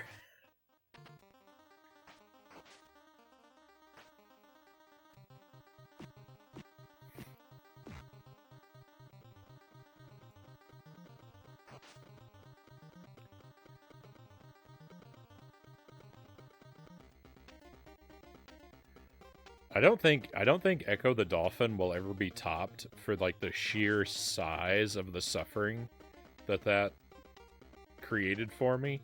But I mean, we've definitely had some pretty terrible experiences. I don't know. That's the end of our Battletoads run tonight, my friends. I don't know that Echo is ever going to be topped for like the size of the suffering, especially compared to the because it was a 1 6-minute level that tortured me for 21 hours. Like the scale there, the way that's weighted, I don't think I'm ever going to top that. But I mean, we've definitely had some horrific experiences, and not just because the games are hard necessarily. I think that part of it is I'm just uniquely bad at some of these games, but like Earthworm Jim grinded me into paste every night. The Lion, the Witch, and the Wardrobe wasn't with us for very long, but every ounce of it was miserable. Taz would never end. There have been some horror shows. Jump King, oh yeah, I wouldn't put that evil on anyone. Jump King I've played a little bit of. I tried it 3 times on the stream. I haven't been able to make any progress. I actually want to play more Jump King. The main game maybe, but the DLC is absolute torture. I'm scared to put people through it, on the one hand. Good run. We made it, both runs we saw further than we've ever seen. This was a good night of Battletoads. It's not like a victory that like you can show off very easily, but it's definitely progress. So I'm happy with what we've done. Thank you for the stretch break, boat ladder. I can't stretch as well as I used to be able to. Unfortunately, that's the big drawback to the couch.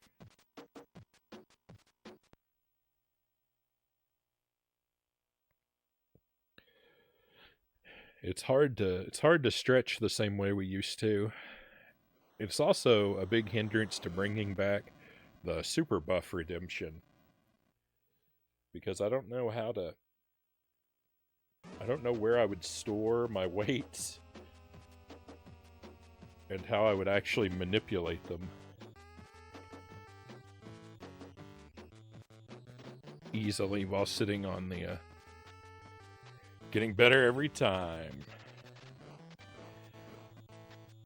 That's what we've got to focus on.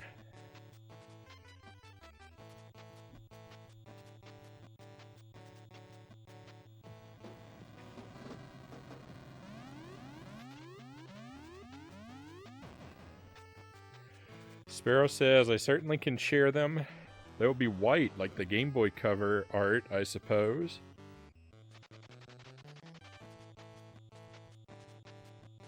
Because I leave Greg to paint them when he gets them from me.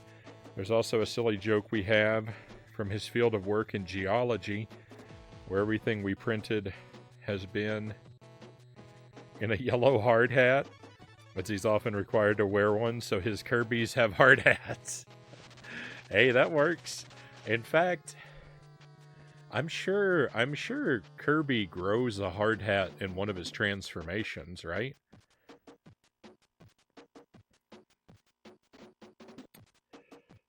Thank you for the celebratory emotes, Doe.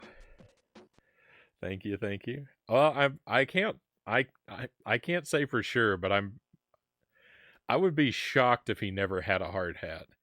Cal says he does. I mean, we could just Google it, right? I might be spoiling something for myself if I do that. Never mind.